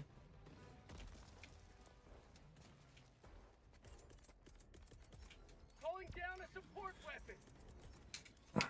Sending down equipment package. Oh! That was actually done entirely accidentally. I will fucking take it. Bug outpost spotted. Give me my gun, you bastard. Sending in an eagle.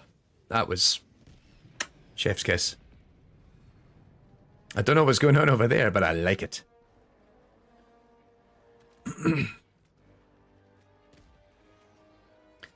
Okay.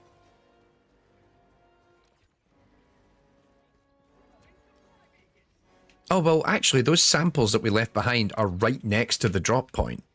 The pickup zone. So maybe... Requesting air support. Delivering payload. Throwing grenade.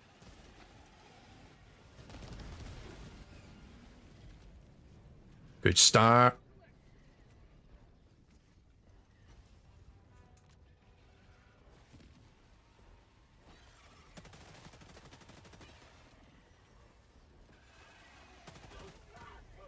Nope. Nope. Idiot.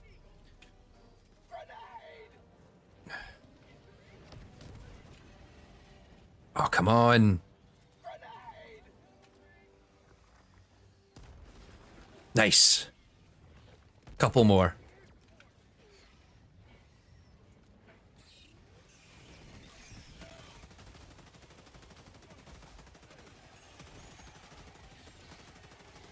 I don't know if I did that or not. If I did, I am deeply sorry.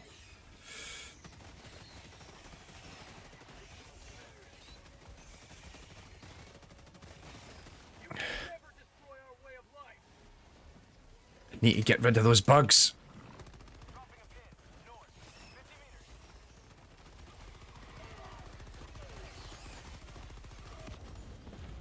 meters. Oh, crap, crap, crap, crap, crap, crap.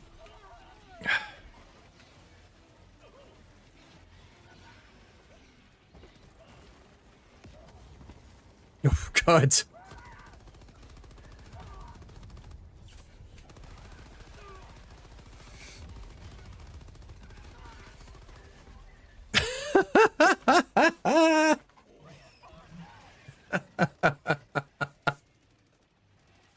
That was amazing. Just on my back, just like, fucking die. That was actually the coolest fucking thing ever. Joining the fray. Right, where's this last bug hole?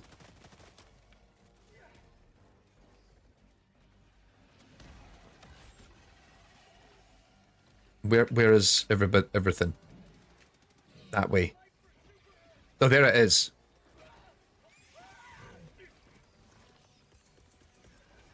Ending enemy. Reload. This is gonna end badly.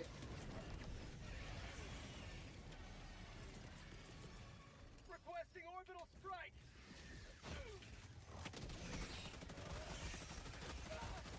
Dropping a pin. North. No, you don't, you little bastards. Oh! Get moving, move, move, move, move. Oh, thank you, buddy. I'm not your buddy, friend.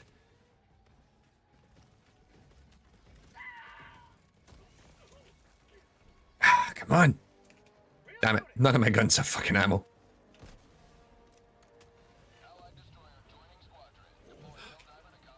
Hell yeah!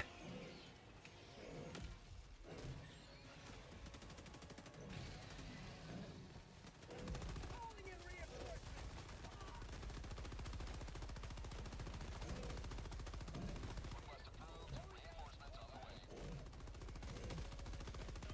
My leg. According to the mega map. Oh, Kingdom Come 2 is releasing in 2024. Will I do anything on it? I don't know yet. I haven't even played the first one, actually. We need to leave. This is a bad idea. We do not want to stay around for this, because this is just going to escalate and continue to escalate.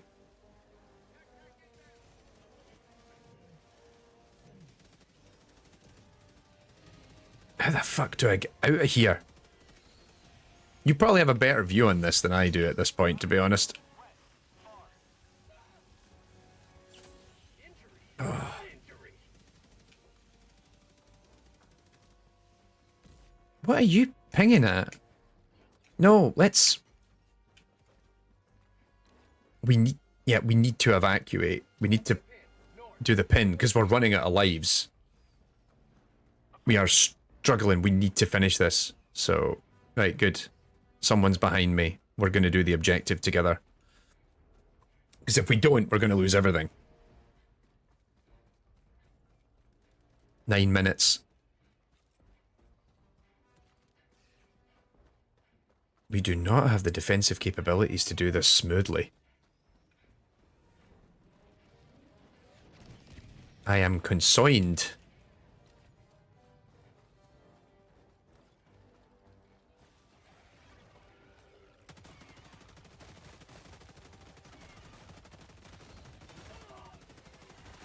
Shit. We are now down to 1 reinforcement.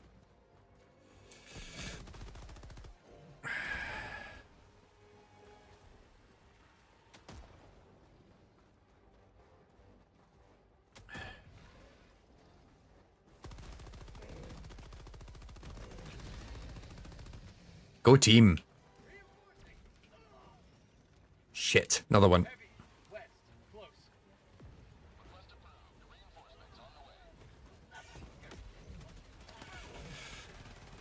Oh god, two of them? Okay, fine. This is the game we're playing. Oh god, and a bug hole just opened up. Oh, I think I just killed everyone with that. Oh, that was really bad.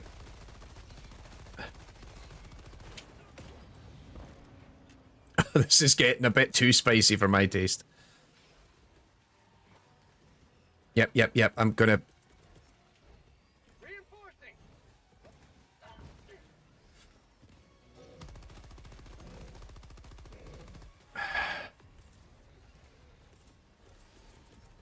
Calling in orbital strike.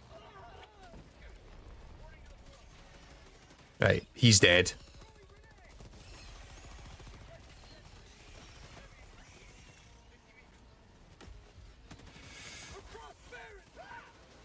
Oh no!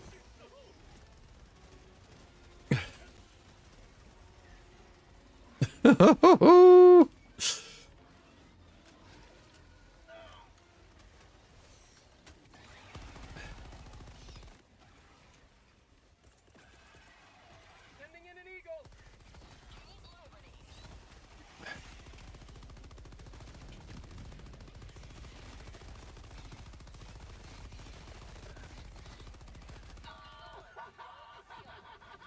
Oh, no. This is, we're down to -1 reinforcements. This is not good.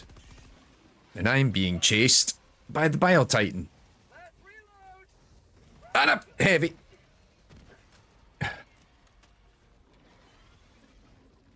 Well, on the bright side, if this thing's chasing me, the others can maybe do the objective? Well, they're up to something over there. Well, I'm being hunted by this big bastard. I'm out of stims as well, so this isn't good. I don't feel like I have the appropriate loadout for this particular session. I do not feel like I have came properly equipped. Good lord. No, I have nothing.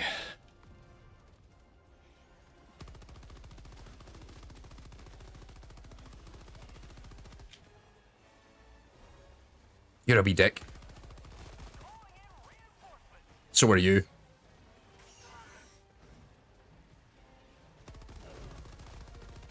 Ow, that was Moen Laser that hurt me.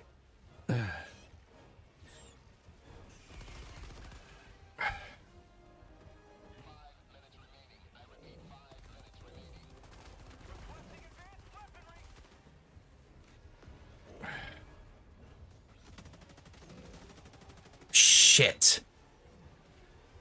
That Bile Titan... oh god, there's another one. That Bile Titan is still chasing me.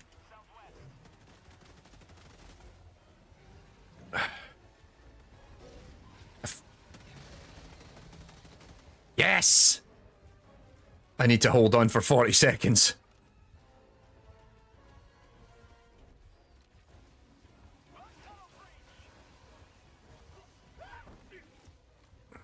Come on, get up, get up, get up, get up! Oh, I'm heading the wrong way. The evac is that way.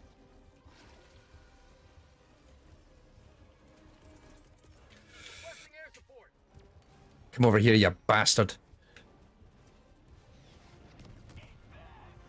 Missed. Shit. Out of ammo. No. Requesting orbital strike. Fuck yes! Right, we're still in this.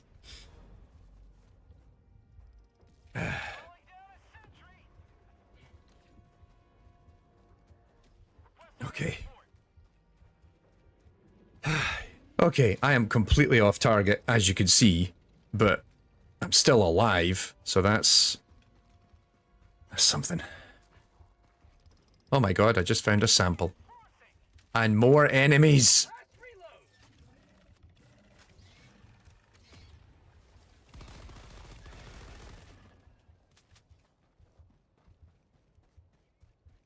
Oh. That I have no health. I have nothing at this point. I need something. Oh.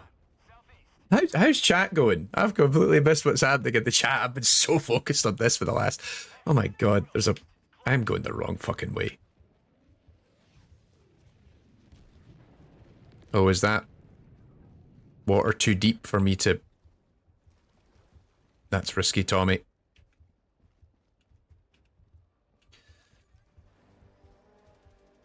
Yeah, you know what? Let's just not take the risk.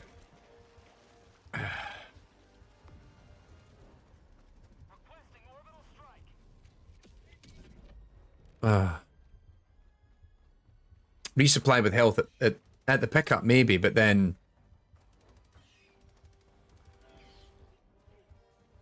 I'd need to go back the other way. Witcher 3 is probably one of the... I do have a little bit of Witcher 3 I could talk about, but I've never done it. I think I briefly talk about it in like the AI 101 Director episode. I've never really went back to it, and I feel like I could maybe have done more with it at some point. Have I got... I think I finally got my challenge.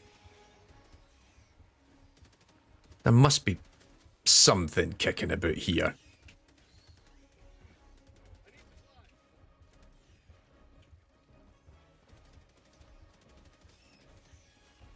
Yeah, I'm gonna... Oh! Thank God! No, you don't. No, you fucking don't. No, you fucking don't. We're halfway to the objective, so that's good.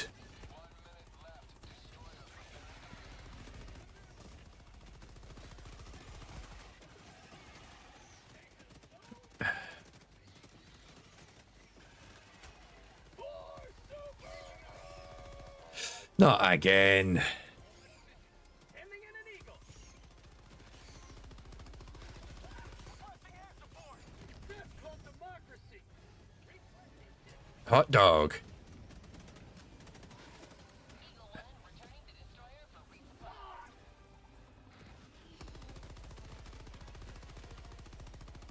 Sending in an eagle. Oh, there's two of them. I have 15 seconds. Calling in orbital strike. Come on, buddy. Yes! Woohoo! Was that a 2 for 1? That was a fucking 2 for 1.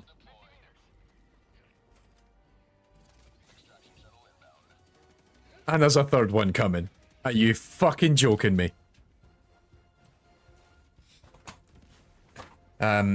Yes, from my understanding, it's behavior trees and a wee bit. Yeah, I would agree with that. BTs and FSMs is what I've heard.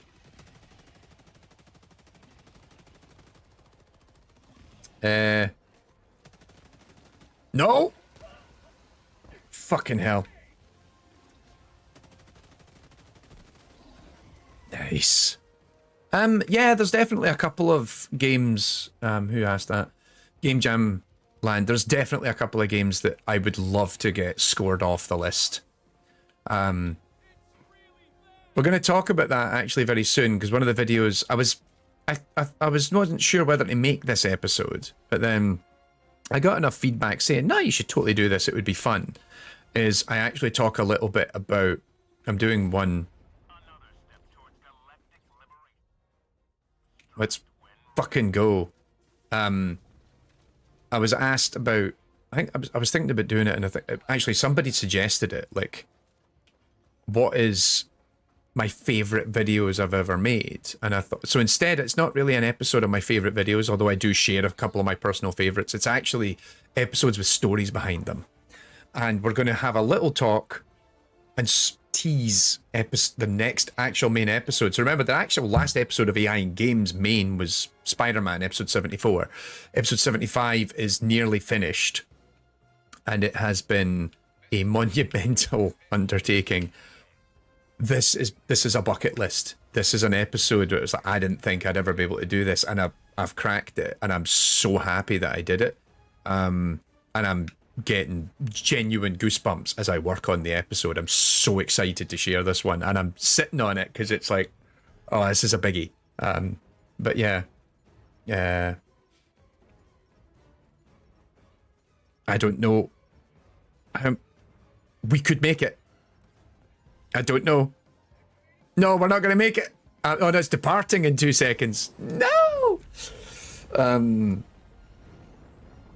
thought that was it landing, not departing. Oh. None of the.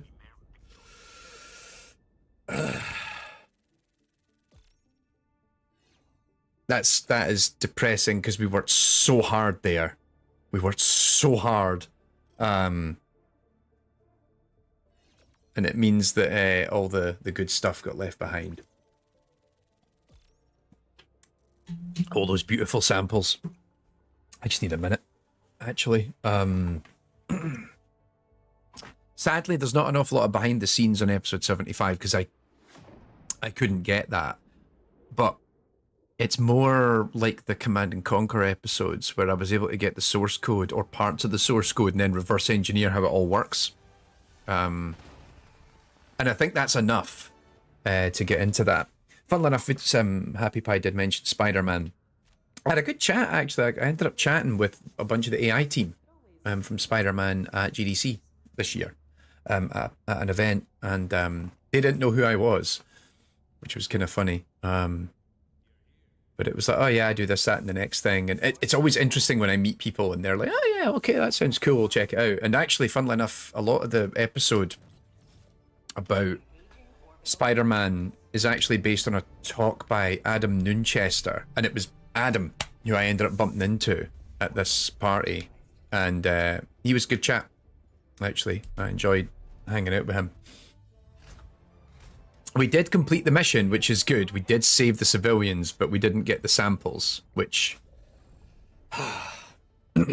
Again, a roller coaster of emotions. Oh, hang on. My partner is messaging me. Right, I need to be better equipped for this. I need... Why am I over there?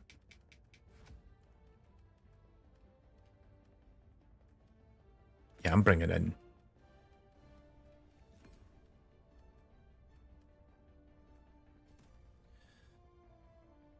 Yeah, the autocannon. That is happening.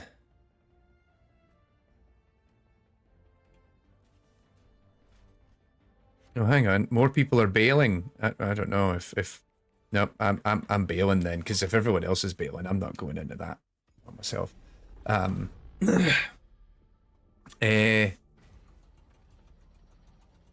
Orbital laser I do love. I do love orbital laser. Maybe I need to go and do a mission over in Automaton Land. I think I need a breather at least for a minute, actually. Let's see.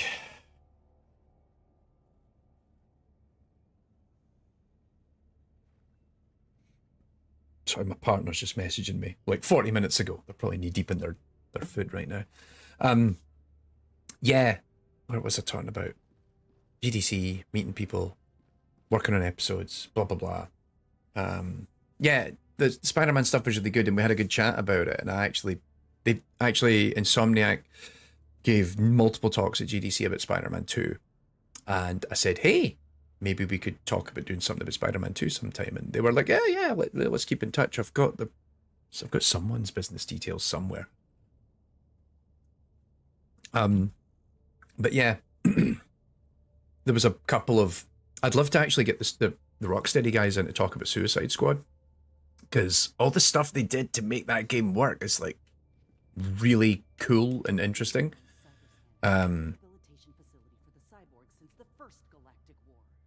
All right, Captain Space Nazi. Look at the zero. Look at the zero up there. That makes me sad. But Game Jam, I really hope I can attend GDC at some point, whether as an attendee or a speaker. Like, you can...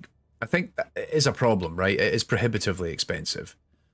And I go there knowing that I'm going. I get, because I get the pass for being an advisor. It's still expensive for me. I mean, full disclosure, it takes about a couple of grand out of my pocket. But like, I use it to do a lot of meetings. As you saw if you watched the vlog this year, I had lots of meetings this year, which was great, and I'm still converting a lot of those. Let's see. Will I go back to Witcher 3 or any other games I discussed and add more to it, expand? Like, I'm always happy to like revisit a game if I've learned more about it or I know more about. Like, I actually really would love to go back, because there's all the modding tools out there for the that's part of the Master Chief Collection for Halo. I'd love to go back and do an episode that is, let's just dig into the AI of Halo a bit more, because I feel like we could.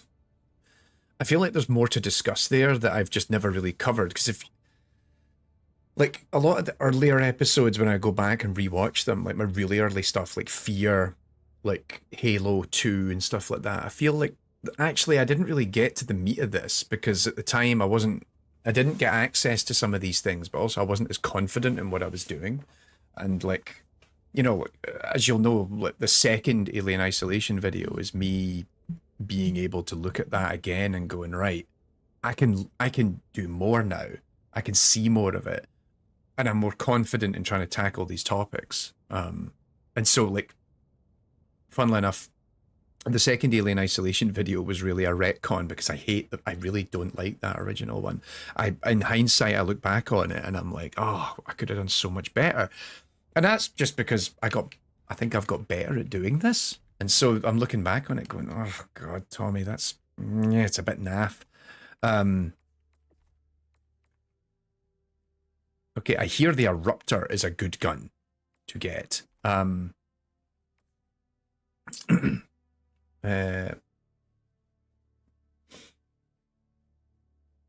Yeah, like you said, like Witcher 3 is getting modding tools, and it's all right, cool. Is this the opportunity to go and have a look at it?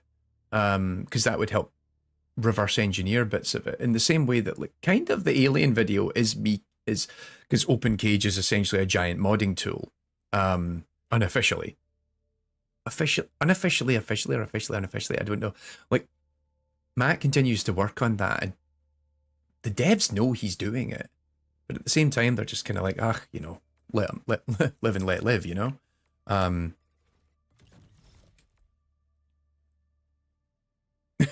Okay, I want the squat. Let's just spend a bunch of currency.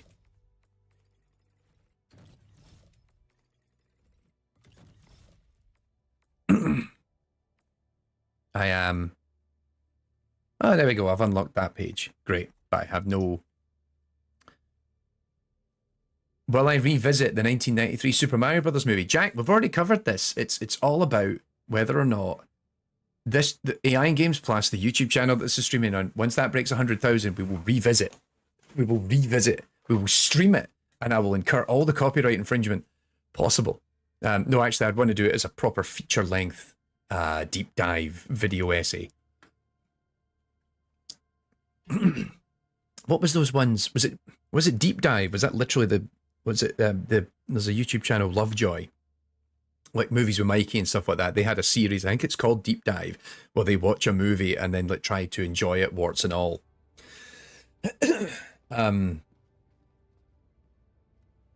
It's Game Jam Land. It's surprisingly difficult in my experience to find other game AI developers. It feels like such a small world. Events like GDC seem like great moments to meet these people. I think certainly one of the big problems in Europe, and actually anywhere outside of the US, is that we just don't have the...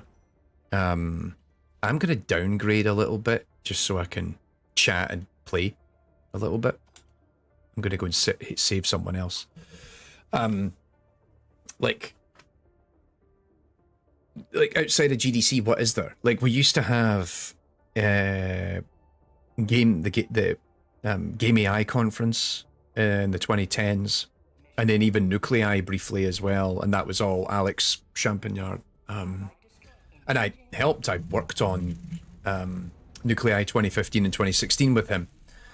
And then we had Game AI North after that. So we haven't actually had an event in Europe in 7 years. And that's kind of like, oh, like, we need to do better than that, I think. Oh, I got kicked.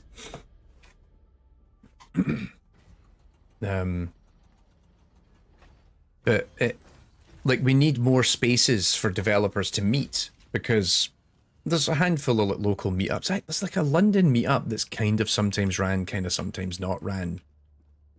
And I think it's kind of involved with Queen Mary University, I think. Who, I know those folk. Like, but yeah, we don't really have big conferences. And I know this is a point of contention, or an issue that is being raised a lot. You know what? Yeah, let's just keep going down. Let's go down and help someone out. I can be that big level 27 douchebag with a machine gun. Because that was just stressful. Yeah, there's not been an awful lot of events really for people to meet, and I think we just need something like that again. It's been 7 years since the last one, and I've had people reach out and talk to me. We had this conversation. I had this conversation with literally like 3 or 4 senior developers who work at British game studios when I was at GDC, who are like, we need something.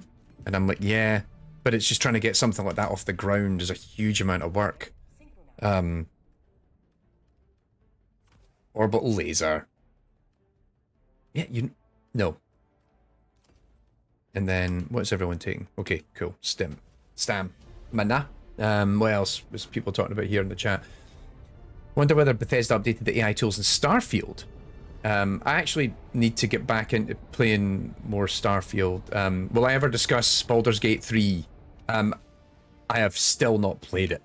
It is one of my games from last year. I would think if there's something to talk about, then definitely. And I'm a little bit more confident in being able to actually get someone from Larian to come and talk with me.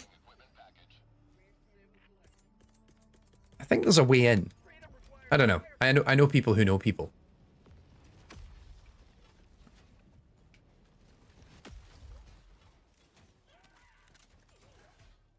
It's no joke. There's small events here in the Netherlands, but it's generally not AI focused, right? And that's it. It's like, it's such an, and I think that was one of the things that what Champagnard did.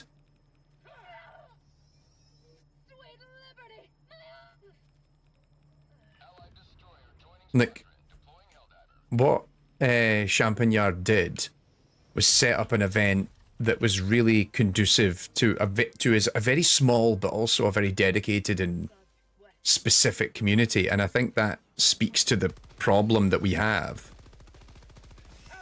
That, yeah, game AI isn't that big a thing, and also when you consider it compared to all the other, like, you know, when you talk about AI in video games these days, you know, maybe that's not the hotness, but at the same time, it's like we still need to get together, and you know.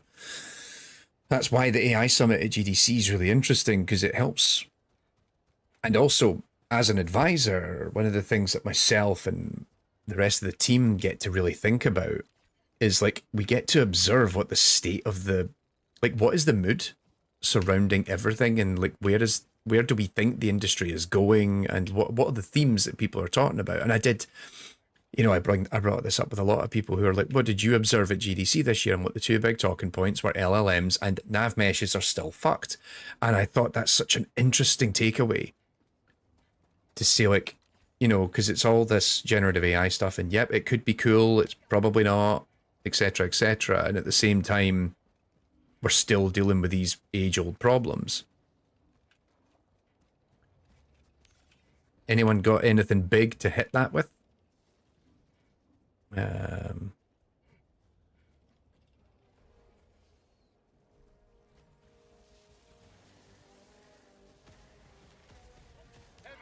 my position.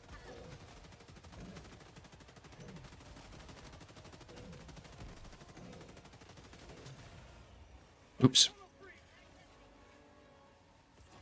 Oh yeah, I have a mortar sentry. I should use it. Jesus Christ! Ah, nah.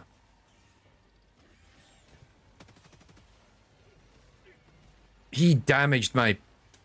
You bastard.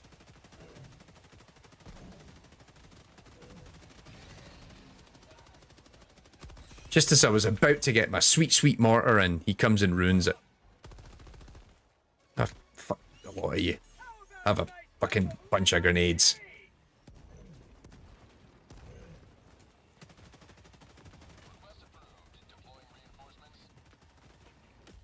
Changing ice. Heavy. I'm just gonna stand here.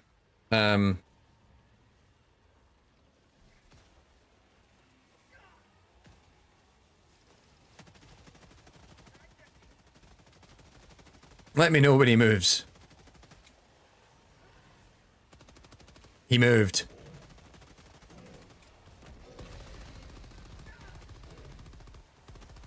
Which one's the dead one? That one.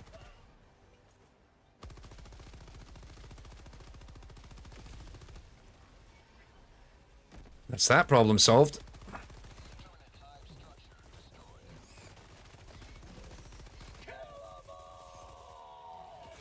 How are you not dead yet?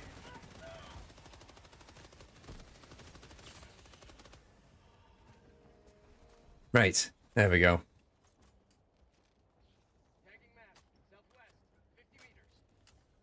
And so yeah, I feel like we need to have something. Coming back to this event conversation, we need to have something that caters to the community. Because how do people get into this space? Like, how do you find other talent? How do you recruit talent? How do you learn from one another? Like, you know, as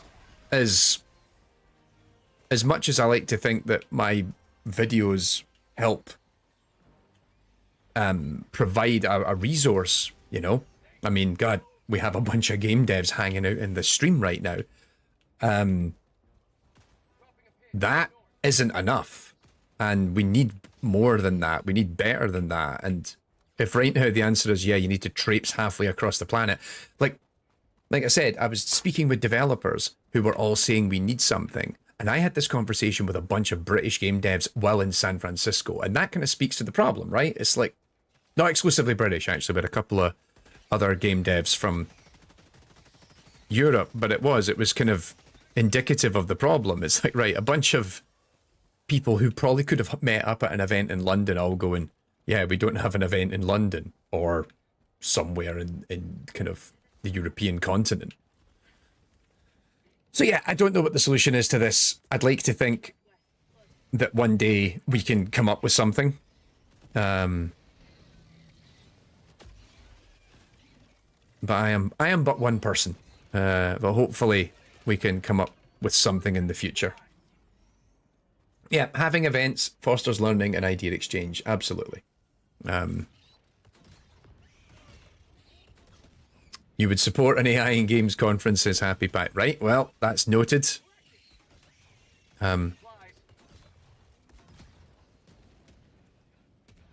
Actually, I think there's already a few things I'll be hopefully looking for your support on down the line. We have a big thing to talk about next month. I'll announce it next month. I've not been able to put it together yet, but we have something to announce next month that I will actually need your support on, because it's a wee bit bonkers.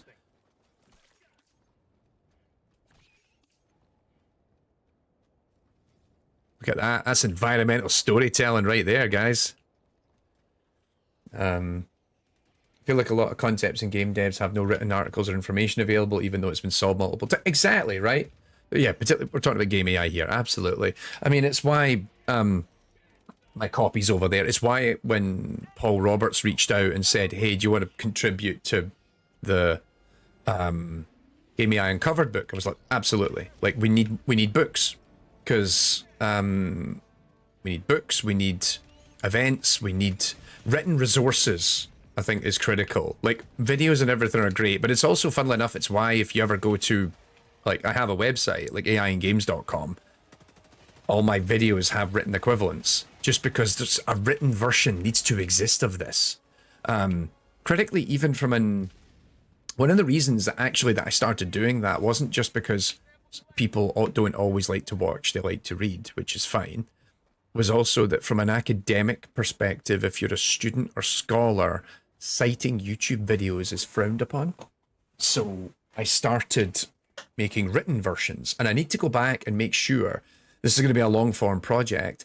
Every video of the main series needs a written version of it, and I've lost so many over the years. Like some are on gamedeveloper.com, and then they stopped letting me submit posts to Game Developer, which was hilarious because for a long time I was like repeatedly getting the front page on that website, producing articles for them, and it's like, well, now I run my own Substack. It's like, right, screw you guys.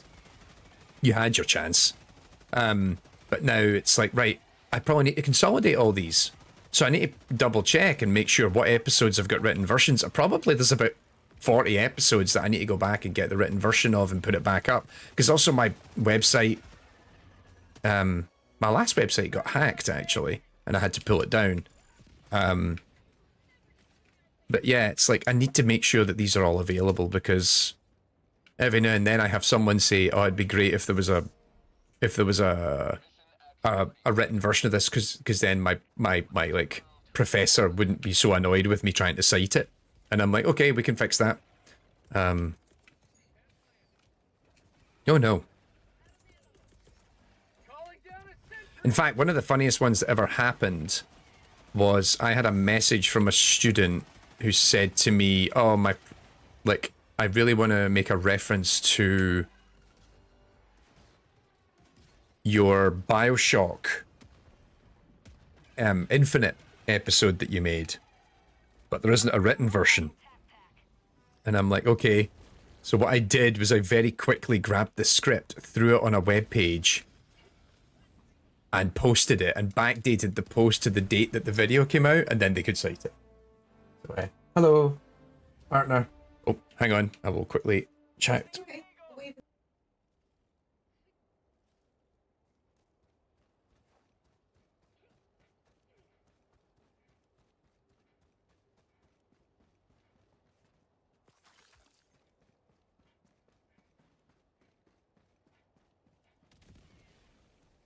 Calling down a support weapon. Say hello to democracy.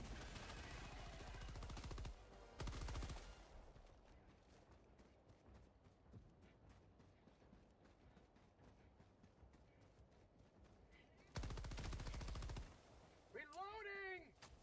Dropping a pin. South, 200 meters.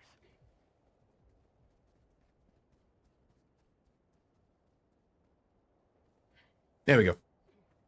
Partner has returned from socializing and apparently had a good time and went out to a nice new restaurant just up the road from us, which in Have a taste of democracy. actually it's in our old town we used to live in because we moved a while back. So yeah, need to go and check that out sometime. No, how dare you? Get away from my mortar, you son of a bitch.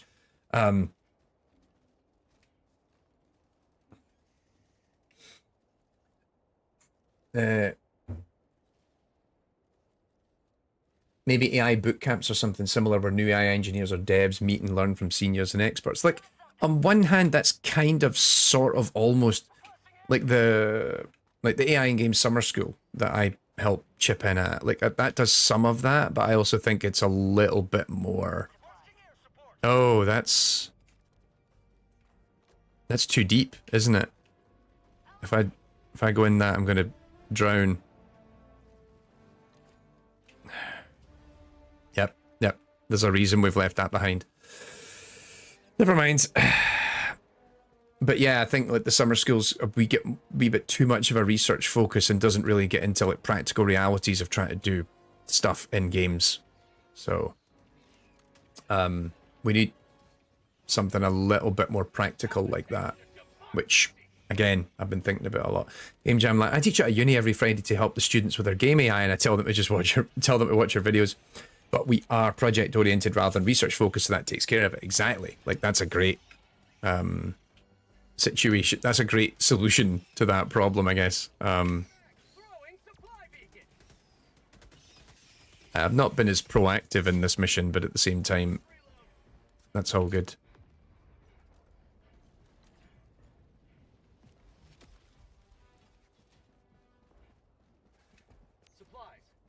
My friend keeps booting up Fallout 4. So all the talk, has anybody watched the Fallout show? I saw the trailer for it, and like I'm not a big Fallout fan, but I looked at it and thought, oh, that actually looks not bad. That looks like Fallout, or Fallout 3, 4. Critically, I've never actually. I played Fallout 3 and haven't played the Fallout franchise since. And so I keep thinking, like, I know they've done a bunch of patches recently to them. It's like, maybe I go and give them a shot. I know everyone says 76 is the one. No, not 76. No, nobody's saying 76 is the one to play. New Vegas. But I'm like, I think I've got both New Vegas and 4 on Steam somehow. Yeah, that way when you go back through your Steam library and you go, how have I got all these?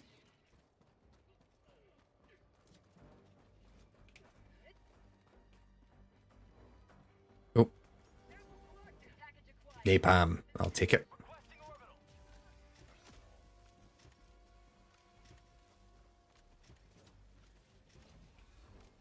Package acquired. Dropping package. Request approved. Reinforcements have been launched. Yep, I'm that annoying guy that does that. There we go. Oops. Biffed it. Dropping package. Yeah, avoid. I know. Avoid 76. 3 episodes in is really loyal to the franchise. Like even just watching the trailer, I was like, that looks like they've really, you know, even like, you see the power armor and you see like when they come out with the Vault Tech armor on, like the Vault Tech like outfits on and stuff, and it's like, oh wow, you have actually went for it, which is kind of cool. Little bastards.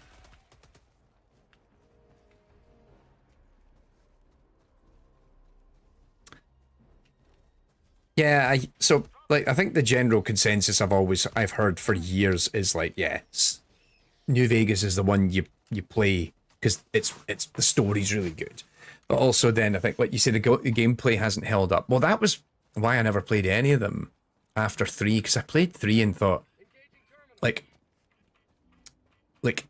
I enjoy the trappings of it, but also like fundamentally I always thought the gameplay wasn't great.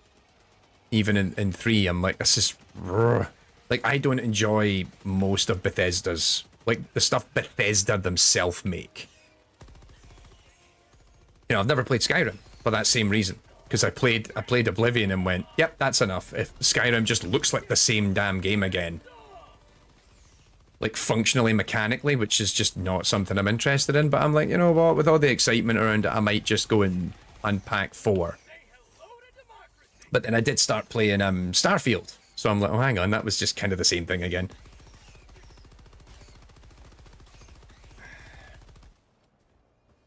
I think we have served the Liber-tea. Doing keepy uppies with napalm. I know what I'm doing. Let's not stress about it. No, some missions I've tried to hopscotch across the rocks to get from one side of the water to the other to avoid dealing with big bads, but nah, this is not.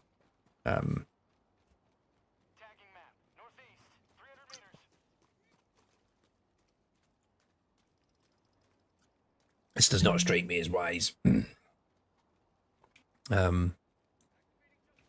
Yeah, Fallout 76 was. I have never had any desire or interest. Like everything about 76 was like, oh, this is everything I dislike about online games. I am not playing this. Oh, you get to build a base. Great. So fucking excited. But that base building and that sort of stuff just does not excite me at all. Shout out to Graham, who Handsome Jack and I know quite well, who loves his base building. He's all about playing 7 Days to Die and what's that? What's that one called? The one with the dinosaurs in it. Oh, it's gonna bug me now.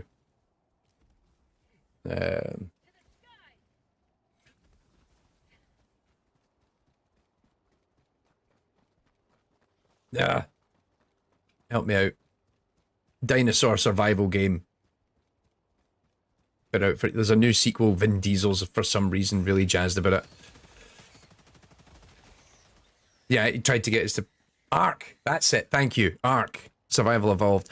We tried playing that. I think I played that for one night with him and I came away from it like, if you ever make me play that game again, I will physically hurt you. Because we just spent hours just trying to build a hut. And I'm like, this is... I understand. Like, no qualms on anyone. I understand some people, that's their jam. They enjoy that. It is not my jam. I do not enjoy that sort of thing. So...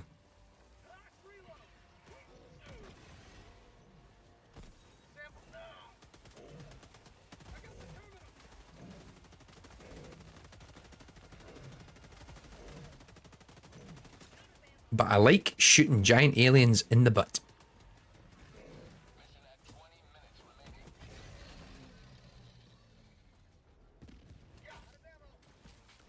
Big fatty. No, you don't. That's another one up there. Oh yeah, the taming of dinosaurs. Graham was actually taming dinosaurs, and I'm watching him doing that. Like, yeah, also Rust. It just. Like, again, like I say, I totally understand a bunch of these games are things that people really enjoy, and let people enjoy them. That's totally fine. I do not judge people for liking a type of game over another. I'm not that kind of gatekeeping douche nozzle. Just, I'm like, no, this is just not my thing.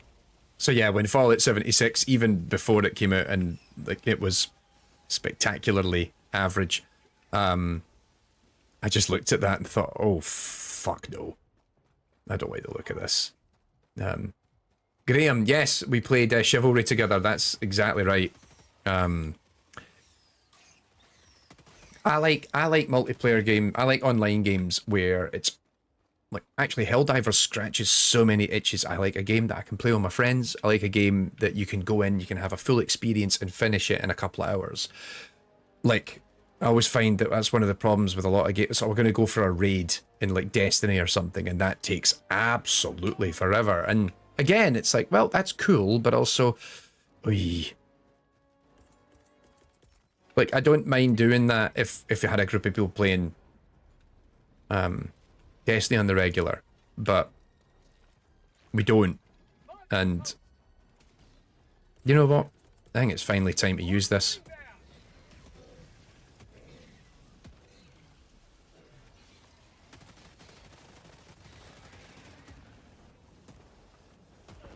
Oh, I just almost killed myself with my own damn...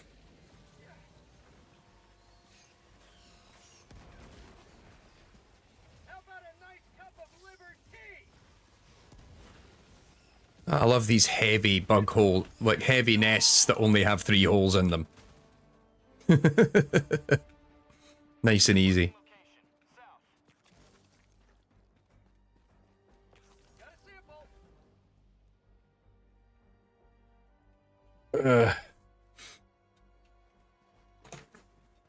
But yeah, I like that I can come in and have like a complete experience in like 2-3 hours in this game, and then that's it, I'm done. Like, I like that. And I feel like I've made progression, and yeah, it's just my taste, I guess. Can't see I have DayZ, like Rust. I've never played Rust or DayZ. How do I compare Helldivers 2 with EDF? Like, I feel like... So this was why I immediately gravitated to this game, because I'd never even seen or played Helldivers 1. And everything about this was like, oh, this is EDF with a budget. Right? And so that excited me. But also it's like, what if you do what if you... One of the things that, if you go back and watch the episode I did with Rami Ismail about EDF, one of the things we talk about is how the higher difficulties you go to in EDF, the more increasingly tactical it becomes as a game.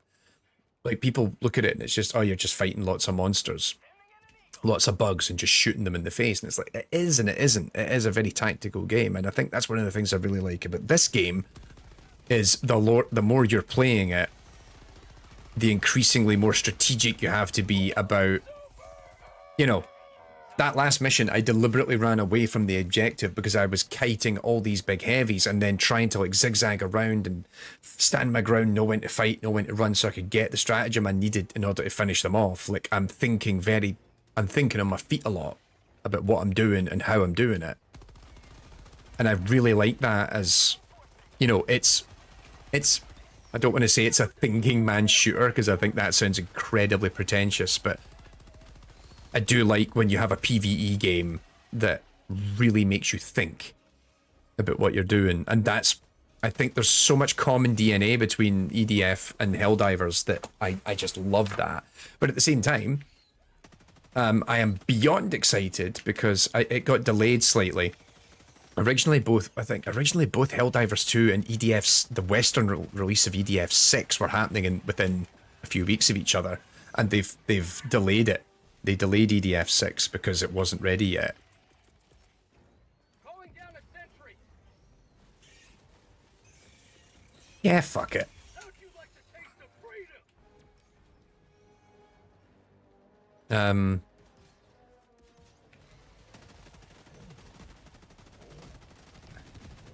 Well, you're stuck, I think. I'll take it.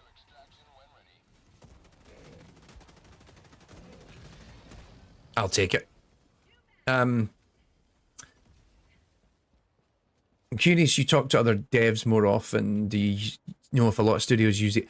Some studios use HTN. They don't use it as... I think like Gope as well. I think it like both...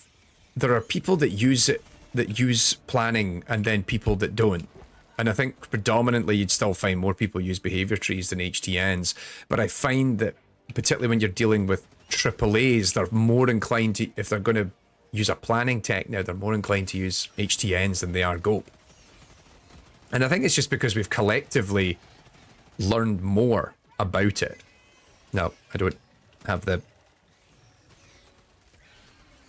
Like, we know more about how planning can be used in games, I think, at this point. And I think now people are like, you know what, let's try this HTN thing. This seems a wee bit more... Yep. It was like, that's a 500 kilo bomb.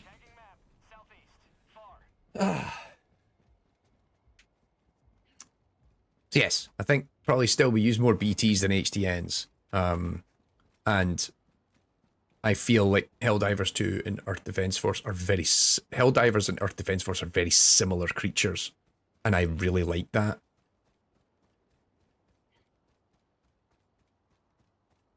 And it's interesting how EDF, like EDF 6 will not do anywhere near as well as Helldivers 2 has, because it doesn't have the trappings. There's so many things. I mean, look at this. This game looks gorgeous. The volumetric lighting in it is just chef's kiss. Like, and they really know how to use that as a game design element. Like it's storytelling. I'm able to tell when I'm going into, you know, you can tell we're going into an ugly zone of territory based on all the smoke and gunk or whatever in the air, and it sets a scene. It's doing so much, and the explosions. Yes, let's not forget the explosions. I feel like it just has a presentation that is just fantastic, and now that they've actually fixed all the matchmaking and stuff like that, the online works really well, and there's all these deliberate design decisions laced throughout this that are really interesting that EDF doesn't do, but EDF kind of trains you to do the same thing as well. So like knowing when to reload is like such a critical thing, because here like reloading is such a, you know, critical act in the game, because you need to know when to reload and when not to, when to bring in your resources. Speaking of, and when you don't, and it, you know, so, and then like, hey, if you want to look at the map, I can't be shooting at the same time. If I want to call in a stratagem, I can't be shooting at the same time. And the stratagems have these annoying breakdowns that force me to really stop and think about what I'm doing. And it's like, yeah, all these are really subtle touches that just make you think much harder about what you're doing in the moment. And EDF has many of those same trappings, but they're not as fine-tuned, I would say.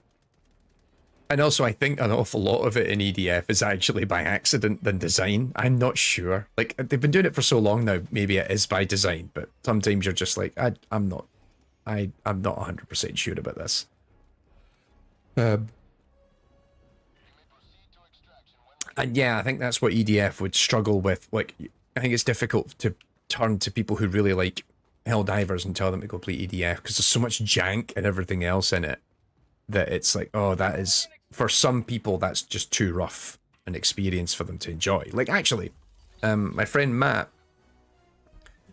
yeah, EDF walked so Helldivers could run. I like that. That's a really good argument.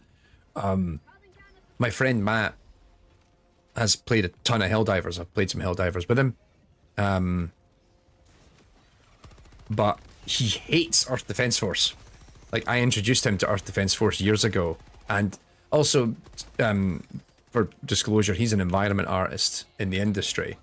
And so he's looking at it going, what the fuck is this? This is, like, viscerally disgusting for him to look at. He's just like, this is repugnant. There we go. Let the laser do all the hard work. Or not. I'm waiting for that laser to just come pointing right at me. There we go. Off it goes.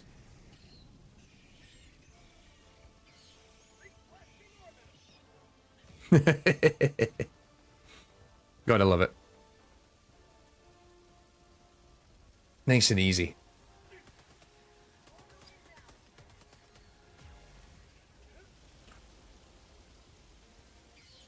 No. The dinosaur tamer is a different person.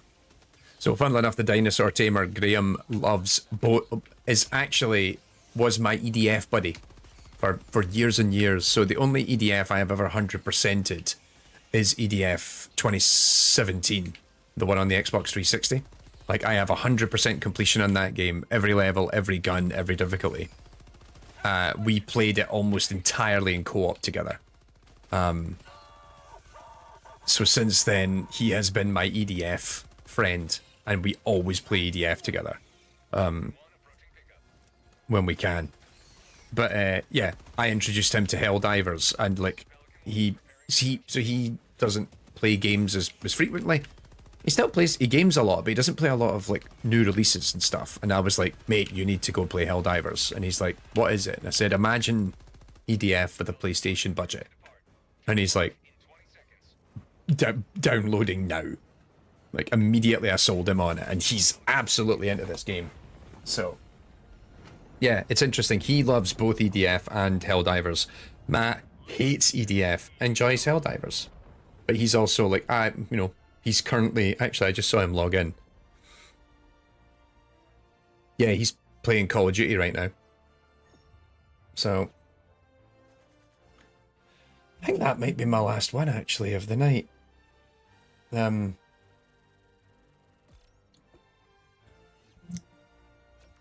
Nice and easy.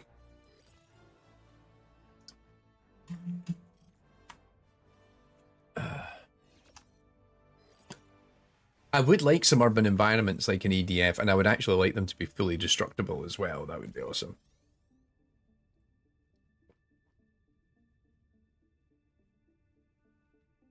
Oh no. Going back to Vernon Walls, I salute you, sir. Against Terminate invasion. Helldiver support requested.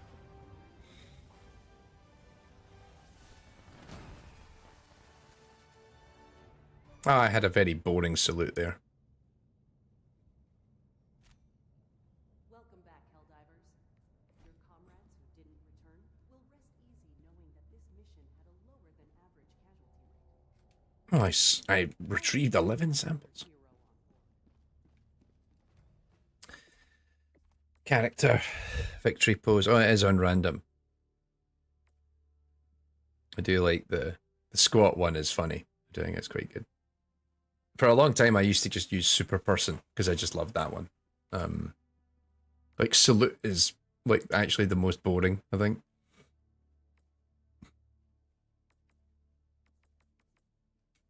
But yeah, keep it on random.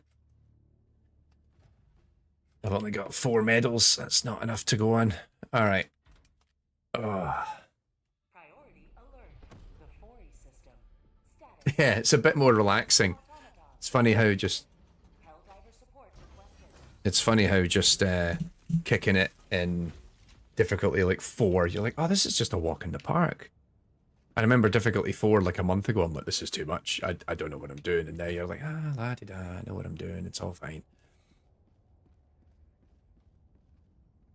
Planet liberated. Oh, we've actually fully liberated that planet. Amazing. Will you defend it? We've still got 23 hours to fully defend 3 more planets. I think we can do it.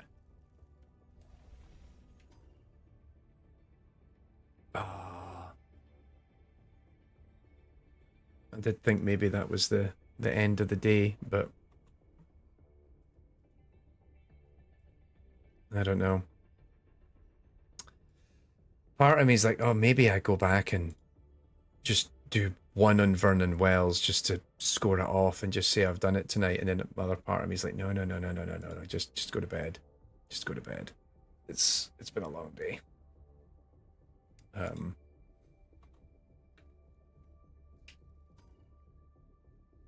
Oh, we are clearing that. Look at that.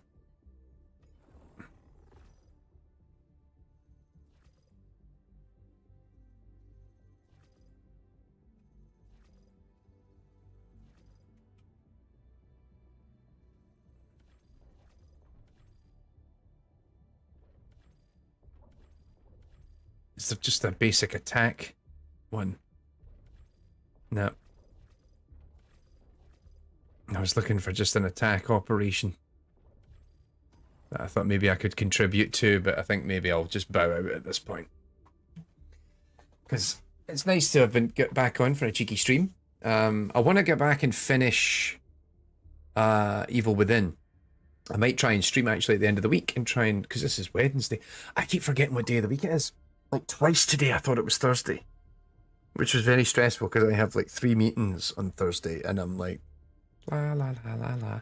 And I also have a meeting on Friday that I actually need to prepare for. So I was like, nah. And then my brain going, oh my God, it's Thursday. And then, no, it's Wednesday. So yeah, I think I want to try and get back on maybe towards the end of the week, try and stream some of the,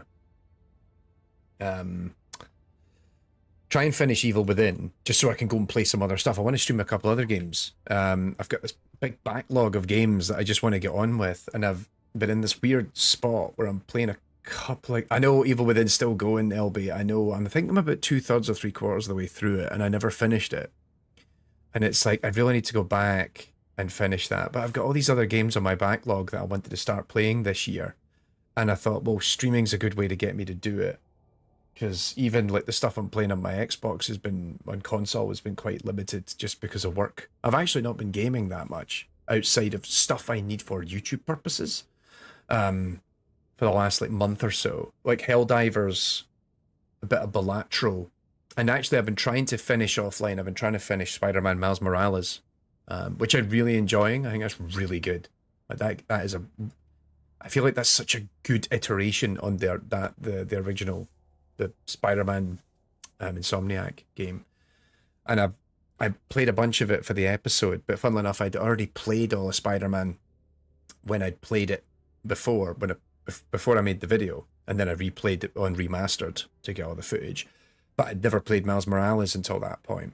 So I started playing it there, and now I need to go back and finish it. And I've really enjoyed that. It's been a lot of fun. I'm having a great time with that game.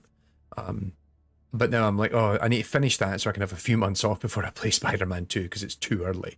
Can't wait for a video on the Balatro AI, how all the bosses are just bastards, absolute bastards. It's random numbers. It's all just random numbers. Anyway.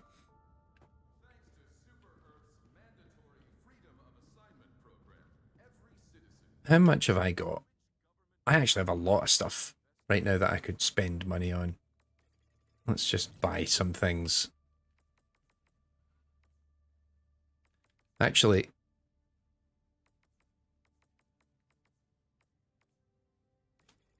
get the rocket pods.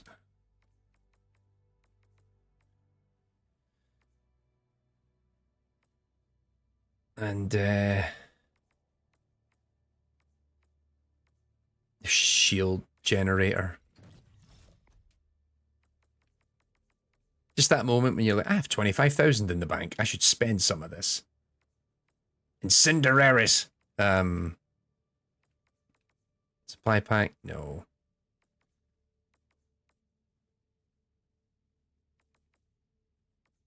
I think I maybe need to get the shield generator relay at some point. And the walking barrage is the only one of the orbital cannons that I don't have yet. So anyway, cool. That's a good stopping point. Let's just hug it out, everyone. A hug to all of you. Good times. Good times. Oh. Yeah, it's been good fun. I've enjoyed coming on tonight, and it's nice that the stream has held up. I actually had a bunch of internet trouble this morning as well, which was an absolute pain in the teeth, but we fixed that. Quit the game. And also, I managed to finish on my television. So, funnily enough, I was actually running a little late to starting the stream today, because so I get the I had one of those. Bear with me, putting my controller back to charge. I had one of those free membership subscriptions to Apple TV Plus, because why would you pay money for that? I often jokingly refer to Apple TV as the place where premium television goes to die, because no one watches it. So we had a 6-month free membership, trial membership or whatever, that was given because I bought something, and it was like, hey, you bought this thing, have some free whatever. And I'm like, okay. It runs out tomorrow. And it was literally like 3 weeks ago, I cancelled it, and it goes, right, so, you know, because it was like, I want to make sure I don't renew it, and it's cancelled, and it goes, all right, so your membership renews on the 20th, your membership ends on the 25th, and I'm like, right. Oh yeah, there was like 2 movies and like a TV show I wanted to watch before then, so I've been like trying to hard binge them in time, so I literally watched like the season finale of Monarch Legacy of Monsters. And then 5 minutes later, I was up here for the stream because I'm like, I need to finish this because I don't have time to do it tonight. Because also, I believe my partner right now is probably binging the last of whatever. She literally discovered a TV show like 4 days ago and was like, oh, there's 2 seasons of this. I should just go and watch the whole thing. So it's like working our way through it. And then we'll come back to watching whatever we were watching on Disney Plus or whatever. Anyway, Josh asks, what's my favorite stratagem? I